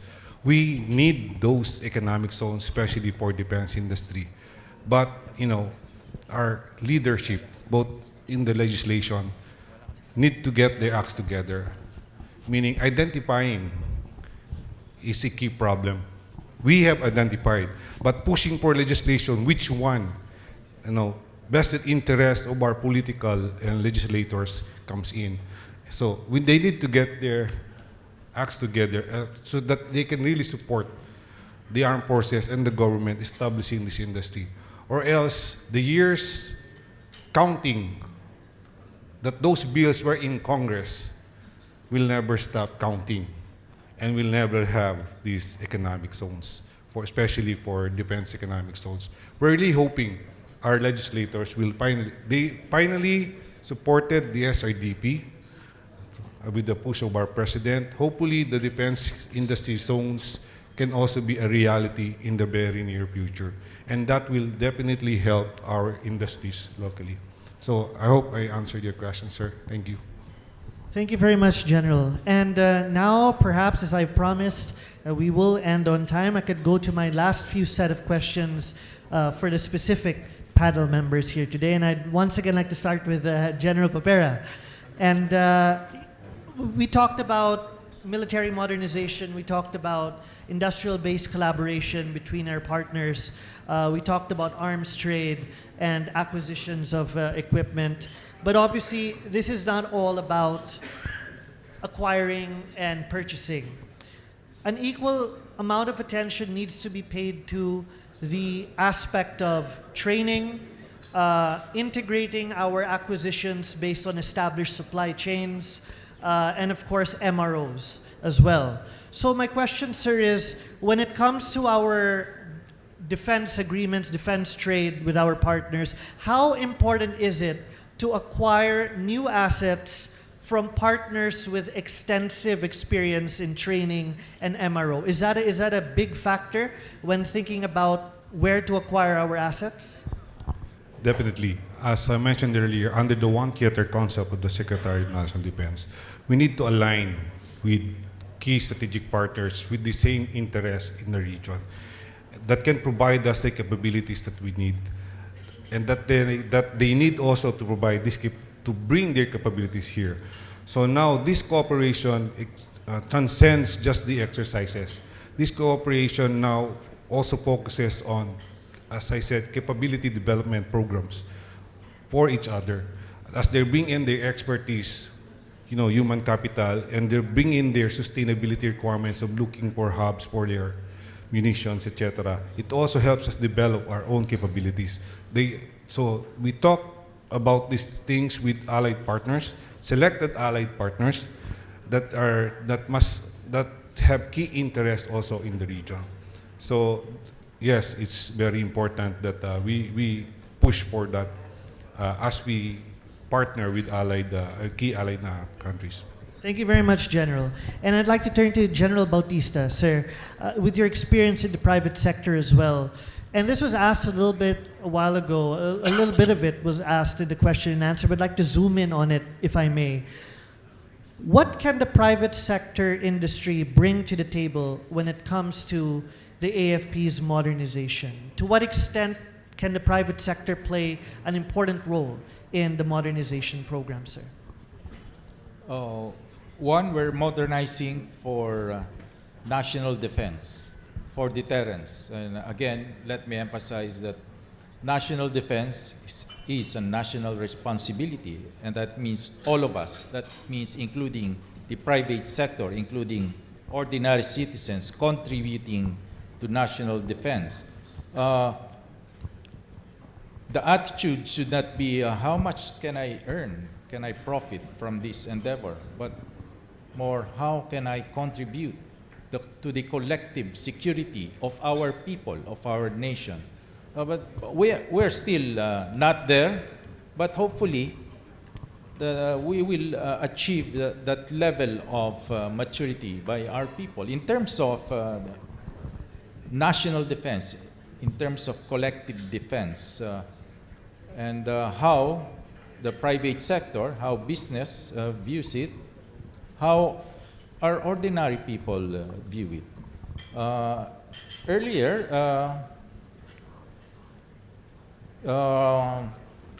we talked about national will, the will to fight, the will to resist, which is very important. It's a member that is national, that is collective, that is not individual. So I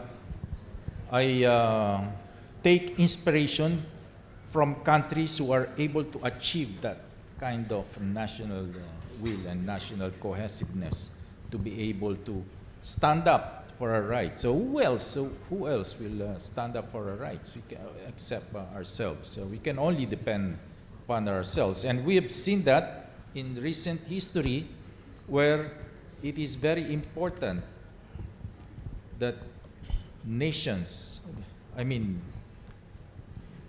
the people needs to get together as a nation to be able to uphold their rights. So I guess that is the attitude we want for everybody to develop, including the private sector, including private business. Thank you, sir. That was an excellent response. In fact, there is a need to rise above, the basic profit-based mentality and to recognize the bigger picture. And that is exactly what we need to be doing. But I'd like to build on the point that you've raised, sir, on national will. And I'd like to turn to Admiral Ong, sir. Your work on the theory of victory is very significant when it comes to this. And the need to forge the national will was in fact mentioned with great importance. Sir, my question is, how do we operationalize this theory of victory when it comes to government policies, when it comes to the general direction of the AFP? From the military perspective, the theory of victory rests on two strategies: a denial strategy and a cost imposition strategy. The denial strategy, I think that's what we're doing now.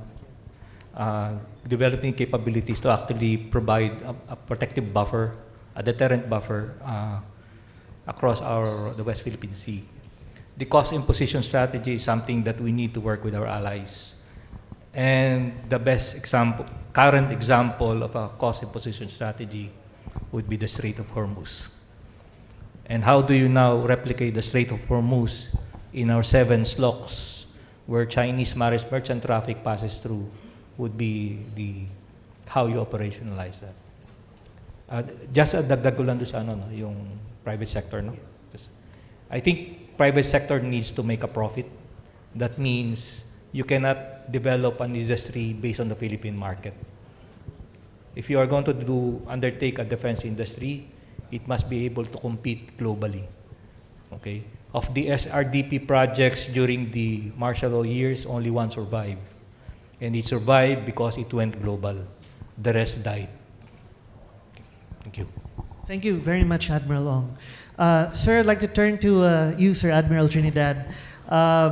The AFP has rightfully gone beyond the very general and broad term of gray zone.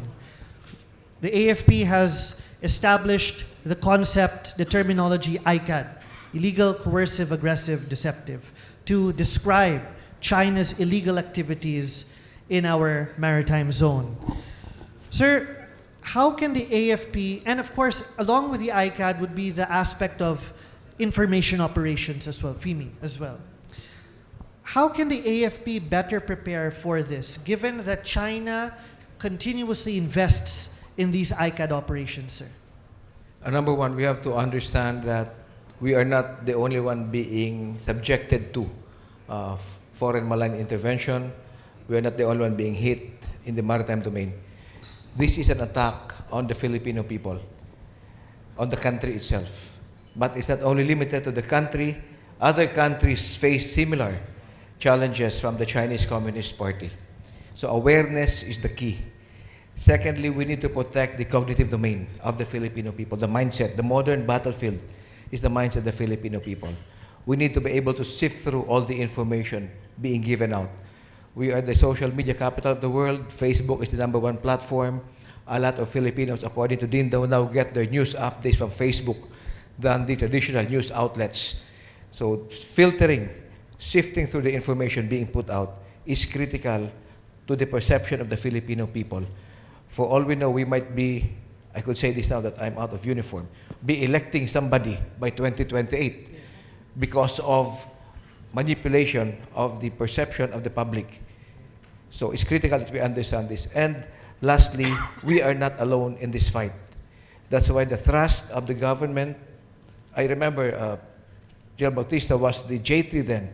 One of the lines of efforts of our stand in the West Philippine Sea was to internationalize the issue. This was even before transparency. This was even before communications plan Mulat. So we need to internationalize this. We need to show the world that this is not only our threat, it is a threat against global commons, against the rules-based order. Thank you very much. Against democracy, yes. Absolutely. Thank you very much, Admiral Trinidad. And with that, I did promise that we would end by 10:55, and it is 10:55, so I think I did a pretty good job. And please join me, ladies and gentlemen, giving our distinguished panel speakers a round of applause as we end the first panel discussion. Thank you very much to our panelists and moderator. Please stay on stage for a brief photo opportunity. Professor Dindo and Ms. Daniela Brown, please join them.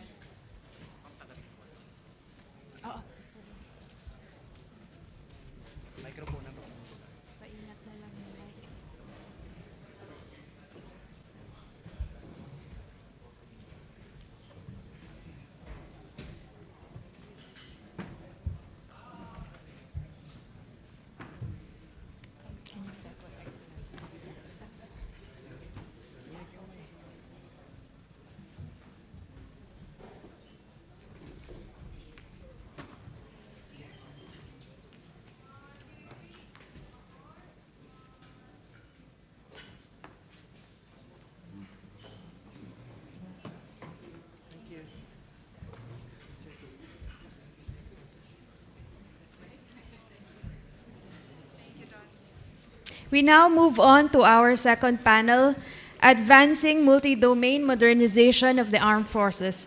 This session will explore how the AFP can transform into a multi-domain force by strengthening capabilities across the land, maritime, air, and cyber domains. It will examine the distinct challenges and modernization requirements within each domain, as well as the need for greater integration, coordination, and interoperability among them.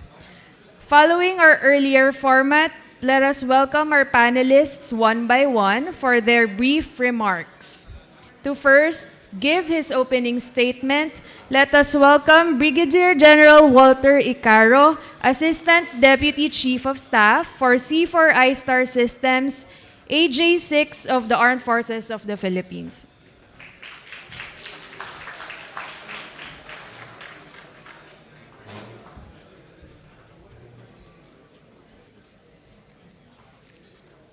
The German ambassador to Manila, His Excellency Dr. Andreas Michael Paffernosk, Ms. Daniela Braun of Konrad Adenauer Stiftung, Professor Dindo Manhit of Stratbase Institute, Her Excellency Ambassador Yulia Fediv, Ukrainian ambassador to Manila.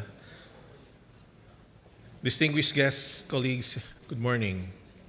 Allow me first to thank the organizers for inviting me to this forum to share my thoughts as one of the officers involved in the oversight of the AFP modernization program, particularly on the AFP Cyber Systems project portfolio. For my part in this panel discussion, I will be talking a bit on the AFP's framework in the development and modernization of our cyber systems capabilities and how the cyber systems would interplay with the modernized capabilities of land, sea, and air forces. As the current global security landscape continuously evolves, the Armed Forces of the Philippines is undergoing a fundamental shift in its modernization strategy. No longer confined to traditional warfare, the AFP is embracing a multi-domain framework that integrates land, sea, air, space, cyber, and cognitive operations into a unified system. At the heart of this evolution is the AFP's cyber capability, not merely as a defensive tool, but as a critical operational enabler.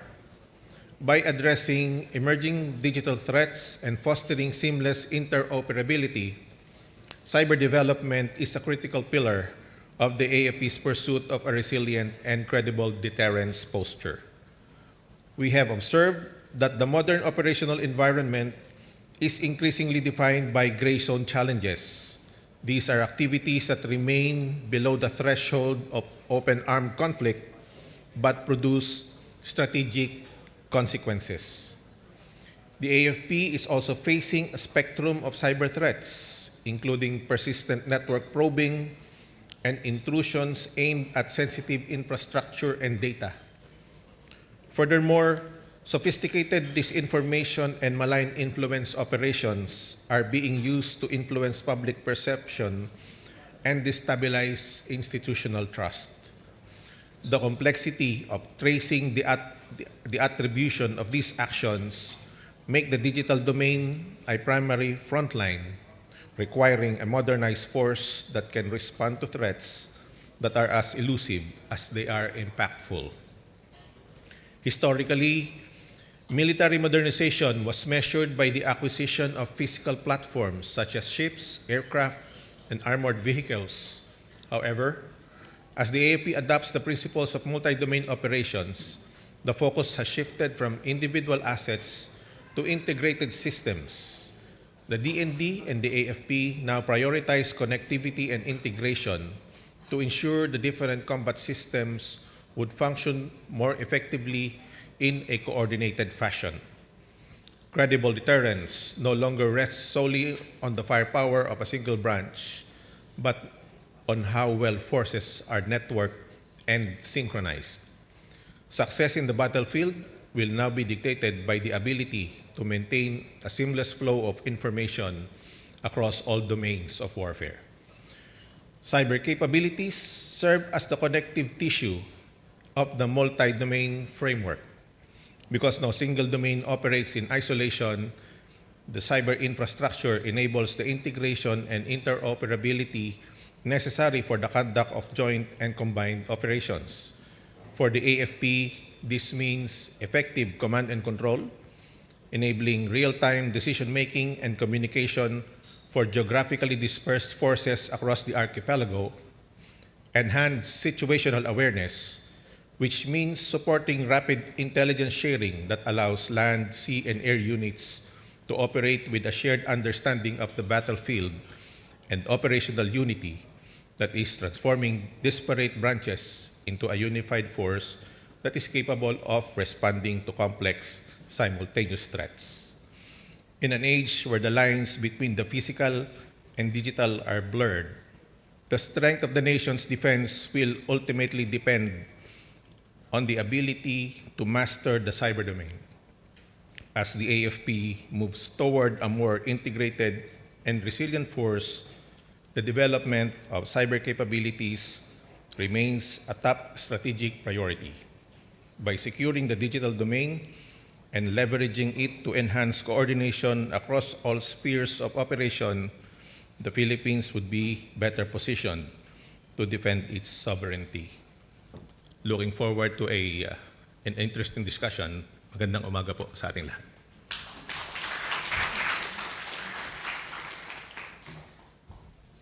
Thank you, General Icaro. We are also joined today by the Chief of the Systems Engineering and Modernization Office of the Philippine Air Force. May I call on Colonel Ryan Igama.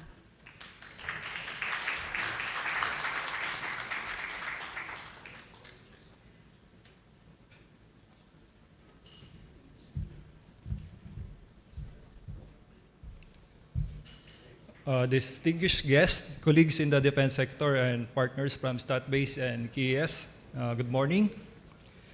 Today, we find ourselves at a critical juncture in our national security narrative. The traditional boundaries of warfare, land, sea, and air are no longer silos.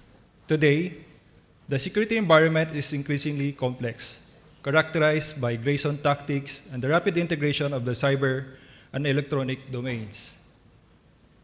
For the Philippine Air Force, credible deterrence is no longer just about the number of air assets on the flight line.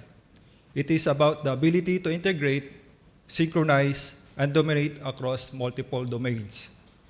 As we discuss the transformation of the AFP, I want to highlight the Philippine Air Force commitment to this evolution through our primary organizational trust, which is being mission-oriented, capability-driven, and values-based Air Force.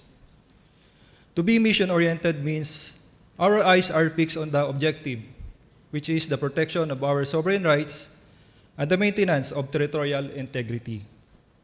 In the context of multi-domain operations, the Philippine Air Force is moving beyond simple air superiority. We are focusing on how air power acts as a force multiplier for the entire joint force. Whether it is through providing ISR for maritime patrols or ensuring seamless data links between air and surface assets, our missions are now designed to bridge the gap between domains.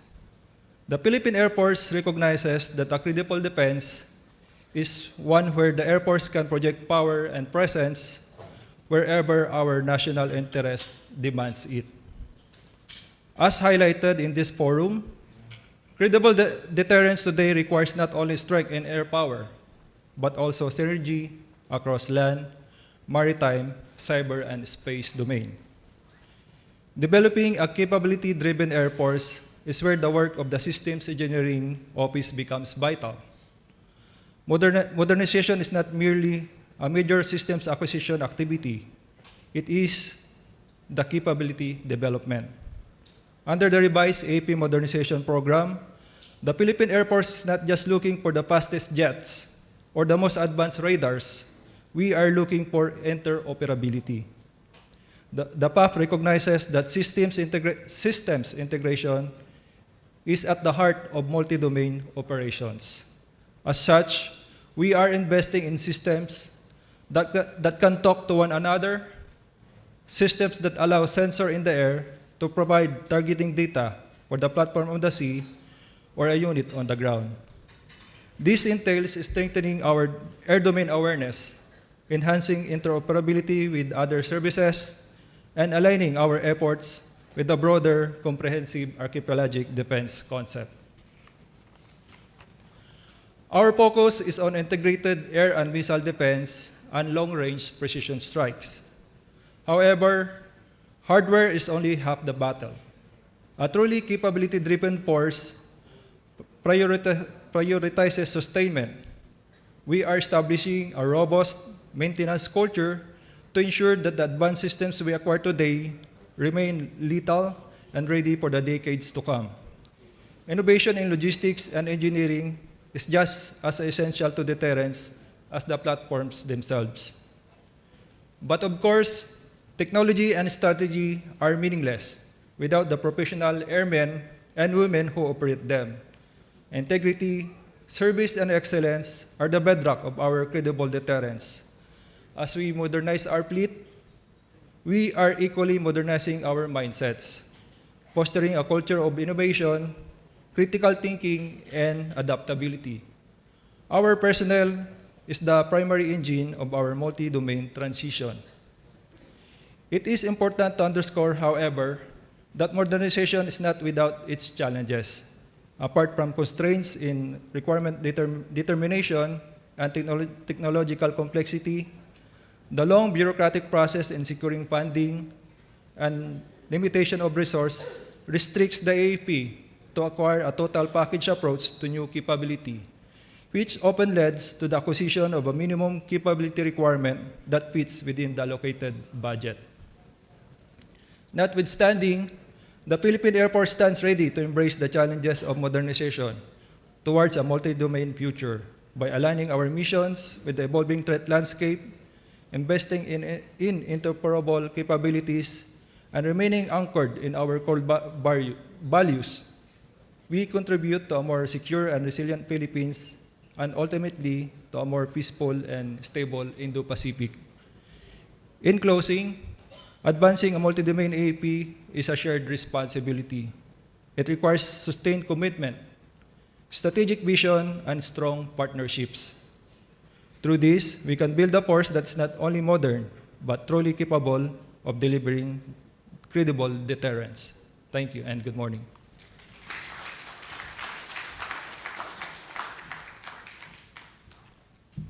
Thank you, Colonel Igama.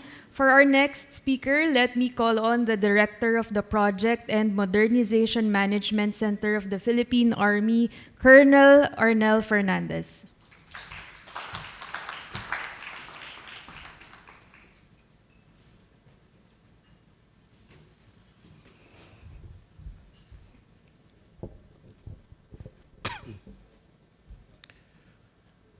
To our the distinguished panelists who were invited and talked a while ago, respective colleagues, members of the Armed Forces of the Philippines, both active and retired but still active, members of the academe, our fellow public servants, members of the diplomatic corps, friends, and other enthusiasts, ladies and gentlemen, good morning. My office is the same as with the Navy and the Air Force. The only difference is that we also cater our general appropriations and other fundings, and we are catering for all the big ticket items of the Philippine Army, a 124,000 strong. It is an honor today, and as we gather here to do the pivotal moment in our nation's national journey, the strategic environment around us continues to evolve, marked by increasing the Grayson activities, cyber threats and hybrid warfare that challenge not only our territorial integrity, but also our national resilience. In this context, the modernization is no longer simply about acquiring new equipment, but it's about transforming the armed forces of the Philippines into a truly multi-domain force that can operate seamlessly across the land, air, sea, cyber, and space. For the Philippine Army, the transformation begins with a clear recognition land power remains central but must be deeply integrated with other domains to be effective. First, integration is our strategic imperative. The nature of warfare today demands a level of interconnectedness that transcends traditional operational boundaries. No single domain can achieve decisive outcomes in isolation. Instead, the land, air, sea, cyber, and space must function as one unified system where sensors, decision makers, and operational units are linked in real time. Our ongoing modernization efforts reflect this shift. Across our capability development, we are investing not only in our platforms but in systems that enable connectivity and interoperability, from improved command and control networks to intelligence, surveillance, and reconnaissance capabilities, and even in sustainment. This allows us to operate as part of a joint force supporting our air and maritime operations with the Air Force and the Navy.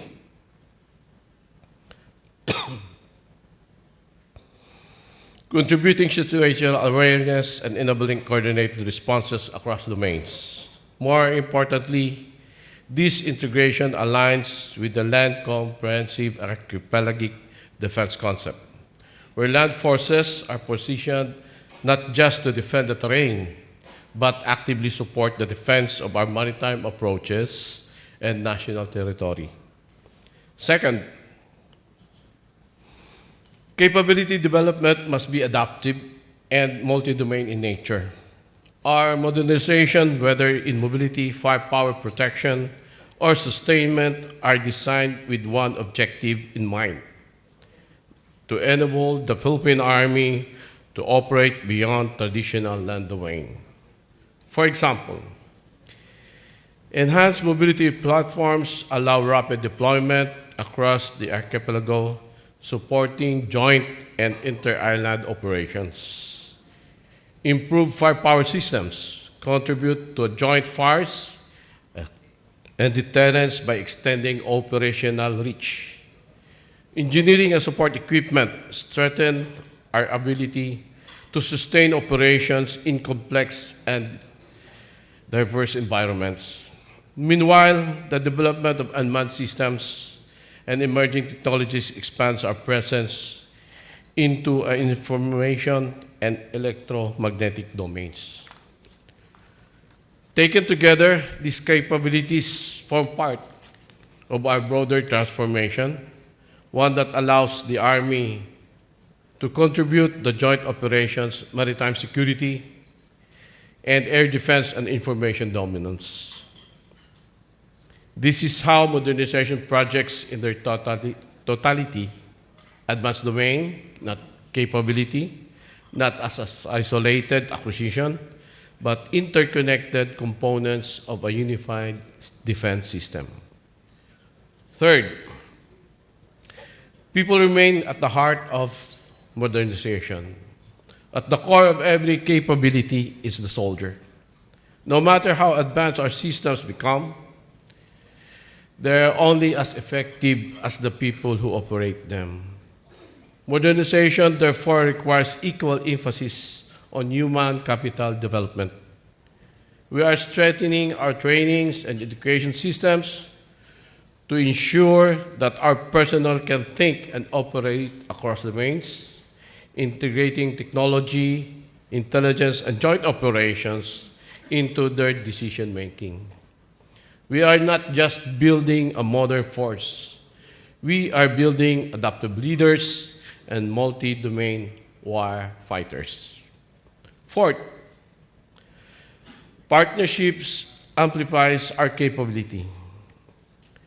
In today's security environment, the credible deterrence is not achieved in isolation. It is reinforced through partnerships, through joint exercises, capability development initiatives, and defense cooperation with like-minded nations, and we enhance interoperability and accelerate learnings. These partnerships allows us to align our modernization efforts with global best practices and ensure that our forces can operate and effectively alongside with allies and partners. And finally, modernization is about credible deterrence. It is our objective is not to wage war, but it is to prevent it. But developing a multi-domain capable force, we send a message that the Philippines is prepared, capable, and committed to defend its sovereignty. Credible deterrence is achieved when political adversaries recognize that we possess not only the necessary capabilities, but also the ability to integrate and employ them effectively across these multi-domains. It is a combination of capability, integration, and resolve that makes deterrence credible. In closing, multi-domain modernization is a shared responsibility. It is required sustainment, investment, institutional reforms, and the whole-of-nation approach. It demands that we move beyond platform-based thinking and embrace a system-oriented, integrated, and forward-looking perspective. For the Philippine Army, we remain fully committed to this transformation, ensuring that our modernization efforts contribute meaningfully to a joint interoperable, a multi-domain armed forces of the Philippines. Together, let us continue building a force that is not only modern, but credible, resilient, and ready to deter conflict and secure our nation's future. Maraming salamat at mabuhay tayong lahat.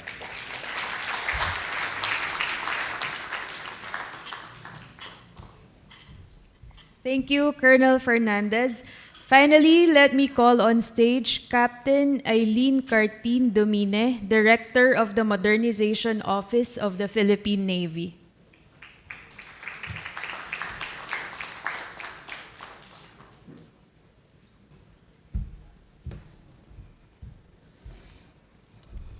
Distinguished guests, colleagues from the government and the defense sector, members of the diplomatic corps, representatives from the academe and the private sector, ladies and gentlemen, good morning. On behalf of the Philippine Navy, it is a privilege to join on this important forum. The evolving security environment in the Indo-Pacific presents both challenges and opportunities for the Philippines. As an archipelagic nation located at the crossroads of critical maritime trade routes, our national security is deeply connected to the stability, security, and openness of the maritime domain. Today, however, the operational environment has become increasingly complex. These realities require the armed forces of the Philippines to evolve beyond traditional concepts of defense. Modern security challenges can no longer be addressed by a single service operating independently within its own domain. Rather, they demand a truly integrated and multi-domain force, one that can synchronize maritime, air, land, cyber, space, and information operations into a unified defense posture. For the Philippine Navy, this transformation is central to our mission, as we are at the forefront of these initiatives. Thus, defending our sovereign rights and maritime entitlements must always be anchored on international law, diplomacy, and responsible defense preparedness. The Philippine Navy continues to pursue our modernization efforts based on our active archipelagic defense strategy, aligned with the Comprehensive Archipelagic Defense Concept, or the CADC. The acquisition of modern surface combatants, missile and counter-missile systems, maritime domain awareness systems and platforms, naval aviation assets, and future undersea capabilities reflects our commitment to building a more capable and responsive naval force. Equally important are our efforts to strengthen cyber resilience, joint operational readiness, and interoperability with other services and allied partners. Likewise, the required logistics and support systems is paramount to the modernization efforts. Thus, we need to develop forward bases and enhance existing bases that can accommodate current and future platforms. But modernization is not simply about buying platforms and equipment. It is fundamentally about building an integrated defense program where technology, doctrine, training, leadership, and partnership are essential. Our sailors and Marines remain at the center of this transformation. Investing in human capital, professional education, and joint operational competence is just as critical as investing in hardware. Unit and joint exercises are critical to ensure readiness of our personnel. Likewise, we also advocate the culture of maintenance ashore and aboard ship. We also recognize that no nation can address today's security challenges alone. Thus, partnership and alliances remain indispensable in promoting a secure and stable Indo-Pacific. The Philippine Navy continues to strengthen cooperation with like-minded nations that share our commitment to peace, stability, and a rules-based order through bilateral and multilateral engagements, maritime cooperative activities, information sharing, and capacity building initiatives. Thus, forums such as these are therefore valuable platforms for dialogue and collaboration. That's why we thank our partners here. This will allow our policymakers, defense practitioners, scholars, and stakeholders to exchange ideas and develop actionable strategies that will shape our future of the Philippine defense and regional security. Thus, as we move forward, the Philippine Navy envisioned to be a modern, multi-domain, self-reliant, and a credible partner, hopefully by 2040. In supporting the AFP's transformation into credible, agile, and multi-domain force capable of defending the nation and contributing to regional peace and stability. Magandang tanghali po sa ating lahat. Mabuhay po tayong lahat.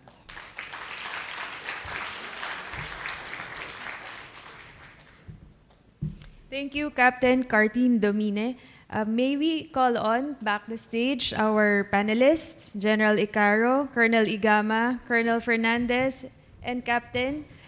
This will be moderated by Lieutenant Colonel Janet Arceo, ASEAN Top Women in Cybersecurity 2022 and National Security Fellow of the Philippine Council for Foreign Relations.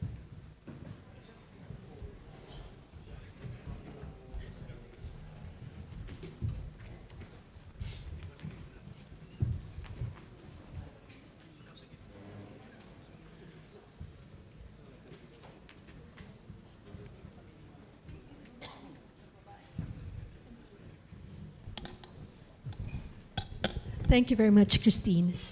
Of course, Your Excellencies, my senior officers in the service, ladies and gentlemen, and of course, Professor Manhit and the Strat-based team. Good morning to all of you. It's very difficult to be the one between lunch and a very good panel of experts, especially in the aspect of operational planning and operational capability development. So for this panel, we will be exploring how the AFP can transform into a truly multidimensional force. And since this morning, it seems like the takeaway is we are already at war. And there's so much talk about integration, interoperability, and joint operation. I'd like to first ask all of you, What are so far the biggest challenges the AFP faces in transitioning from service-centric modernization towards the truly integrated multi-domain force? And I'd like to add to that one the aspect of enduring or endurance in terms of prosecuting a war. So sustainment is key in the successful prosecution of war, as we all know. Since we discussed earlier, it's been said that we are already at war. What are the operational requirements that allow us to be more integrated versus service-centric in terms of sustainment? Sir, would you like to start? Sir, for the first question, good morning. For the first question is what are the obstacles? First and foremost, the Philippine Army is centered on the internal security operations. And now we are changing our strategic minds into a external defense, or more on the deterrence. And it is imperative that in our human capital development that there will be changes on the mindset of these soldiers. So the decision is more on the tactical before, but this time we are more on the joint operations. That's why we are now conducting combined operations, joint operations, and also the mechanism of the command and control, and of course, how we can integrate ourselves with the current situation of warfare.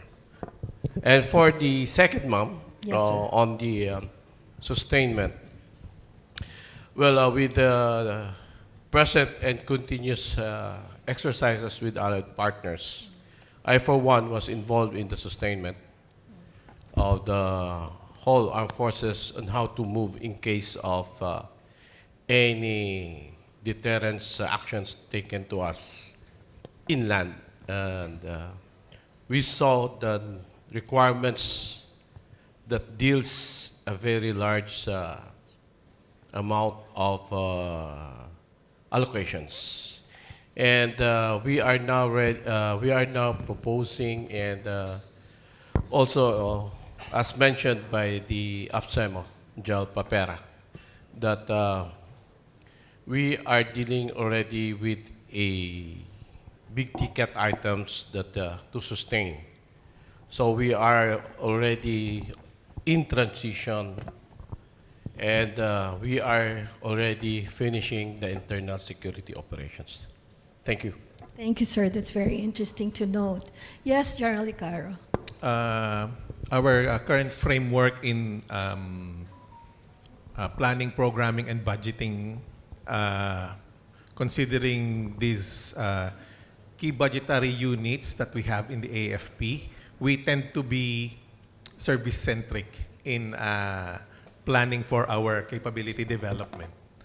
But then the good thing is we have different bodies to ensure oversight over the implementation from the planning stage up to the implementation stage of modernization projects.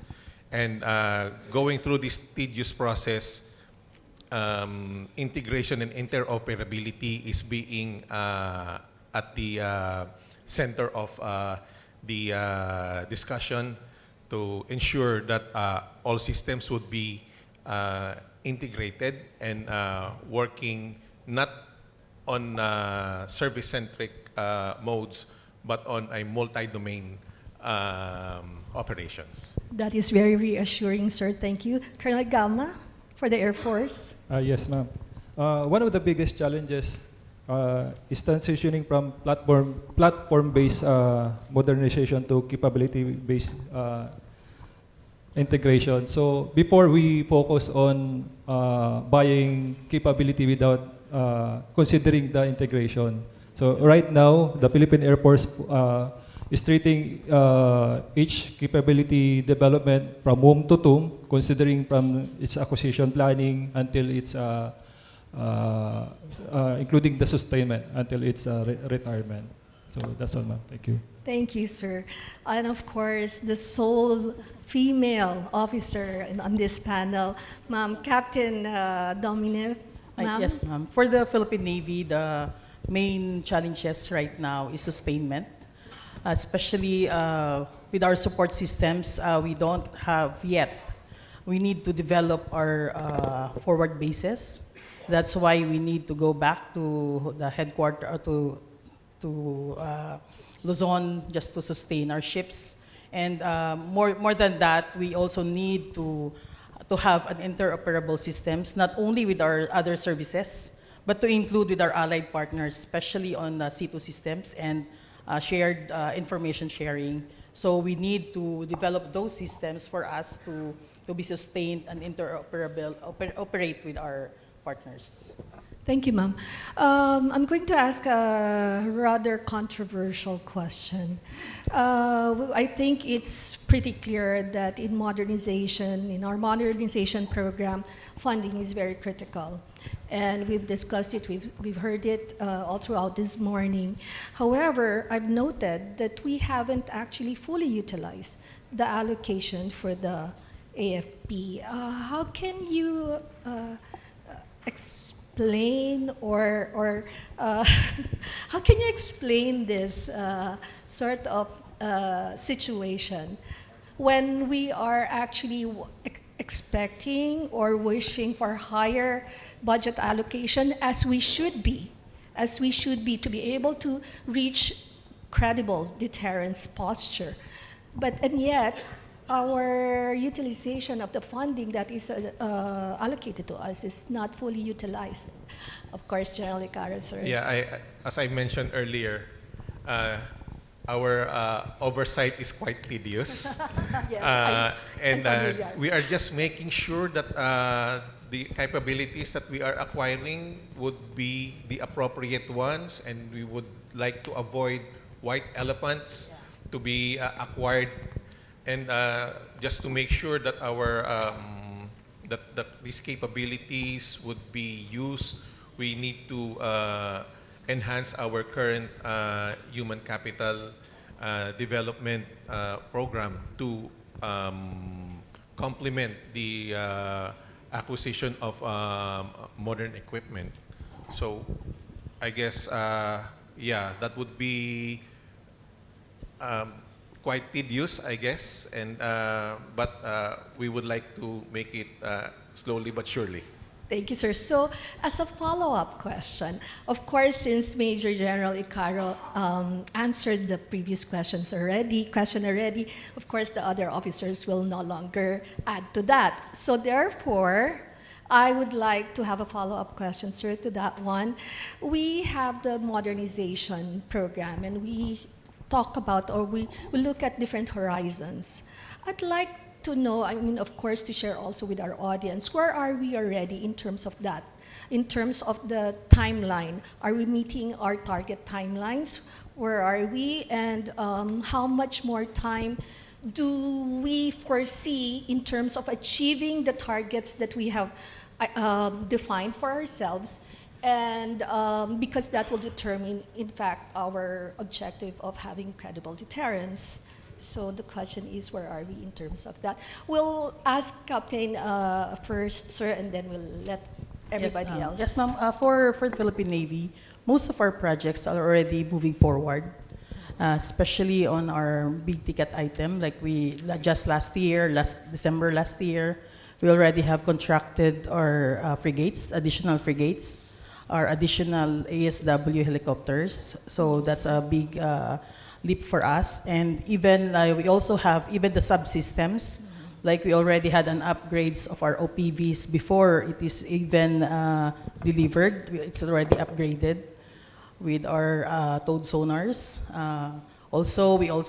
We have other systems that are in place right now. Some of our upgrades of our current platforms are in the procurement stage. So we are happy that those are moving forward. Although there are a lot of challenges also. That's why maybe because of our procurement processes, that's why it's slowing us to advanced stage of our procurement. Yes, ma'am. Thank you, Captain Domina. Colonel Ikama, for the Air Force. Yes, ma'am. Also with the Air Force, we are online with the procurement process. However, due to the fast-paced technological advancement, our recently procured equipment become obsolete. So we need to fast-track our procurement Yeah, to... that's the reality that we are Yes. facing, sir, right? Yes, Okay, ma'am. I will skip you, General Caro, with your permission, sir, to proceed with Colonel Fernandez. For the Philippine Army, currently we already have this land warfare, and as you can see in the social media and the publications, that we had a big impact on our internal security operations. So therefore, we have implemented our modern warfare, but of course I will not tell you how and what. Sorry. Don't worry, sir. I was prepared to say you may keep the secrets secret. Yes, sir. And as of the moment, we are in the integration. As I've said, that we are in the joint operations.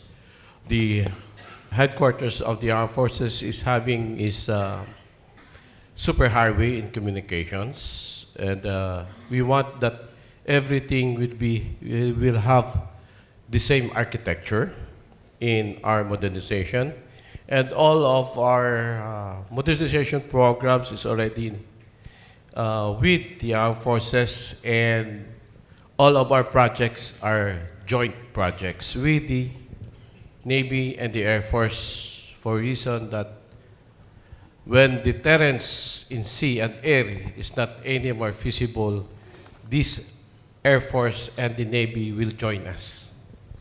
So we still have a joint I like in defending our land.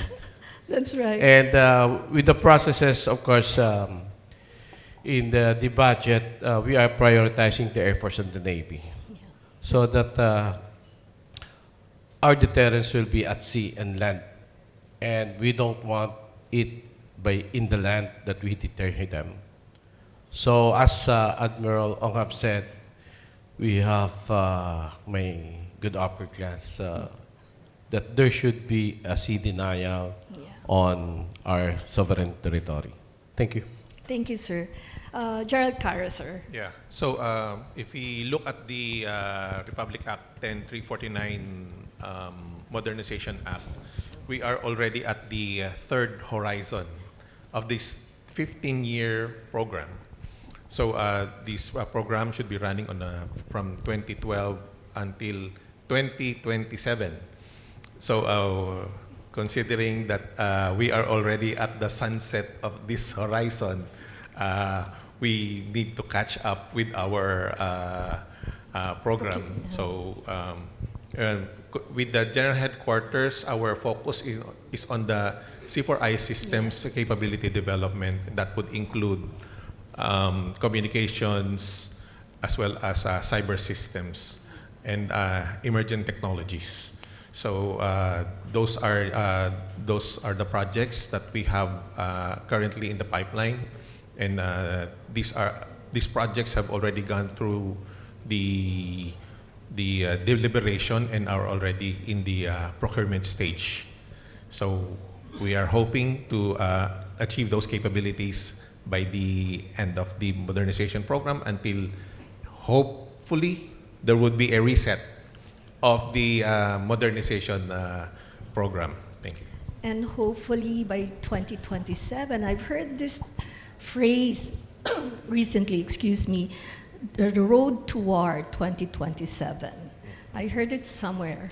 And and you know, all morning we're talking about, you know, warfare.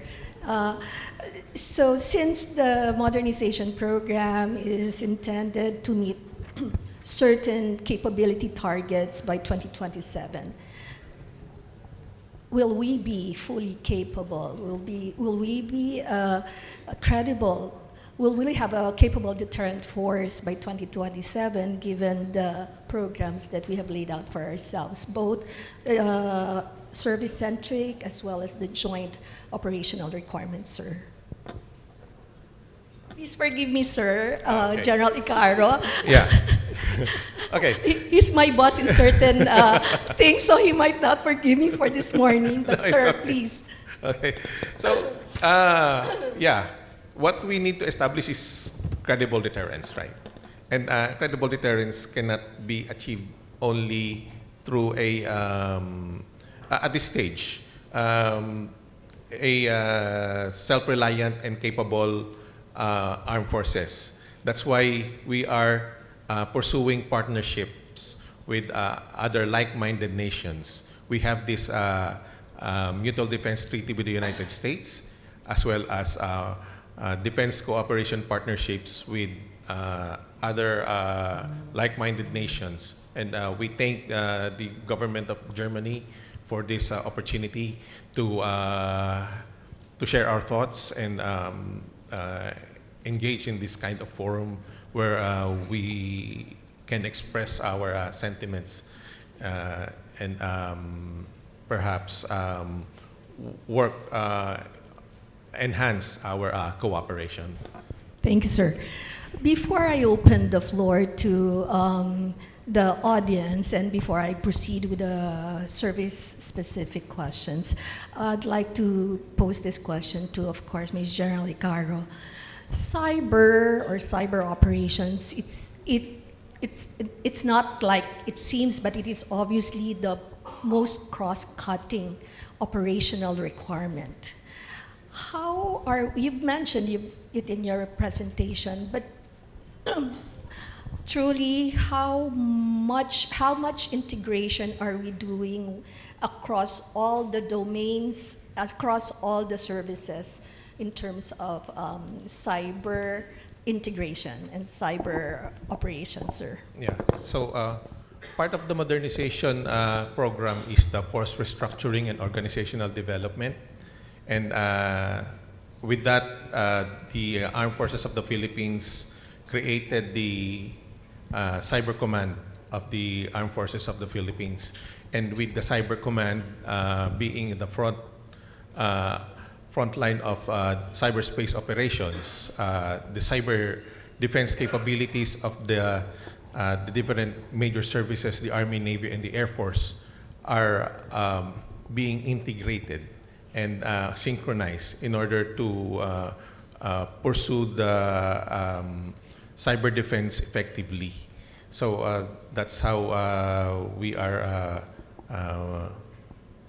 pursuing the cyber defense capability, as well as currently we are developing the human resource development program for the cyber workforce. Across all services, Across sir? all services, yes. Yes, thank you very much. Would the other panelists like to add on to that particular question? Colonel Fernandez, sir. For the Philippine Army, we have these system integrations that, since all of our projects are all joint, so we have foresighted that we should have the same communications, we have the same battle management. As I've said before, that we do the same architecture, we have the same communication superhighway that being established right now. So all our procurement or acquisition is dependent on the integrated system that being established by headquarters, so that we can talk to the Air Force and the Army in a multi-domain warfare. Thank you, sir. Colonel Gama, you want to add on to that, please? Yes, ma'am. At this point, ma'am, at the GHQ, we are transitioning from a joint capability planning for us to have a unified capability development. So I think the focus now is to be unified in terms of capability. Thank you. Thank you, sir. Ma'am. It's for the Navy. You mentioned earlier about the cyber programs.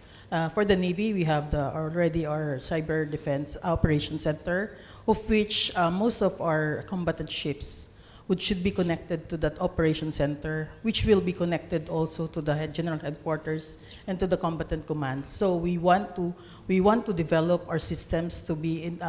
We have a one picture, That's right. a common picture, common maritime operating picture that will be what was seen by the frigates can also be seen at the headquarters. So we are developing our combat management systems, our tactical data links that can be integrated to the headquarters that we can, and among all the surface action groups. That's right. Thank you very much, Captain Domine.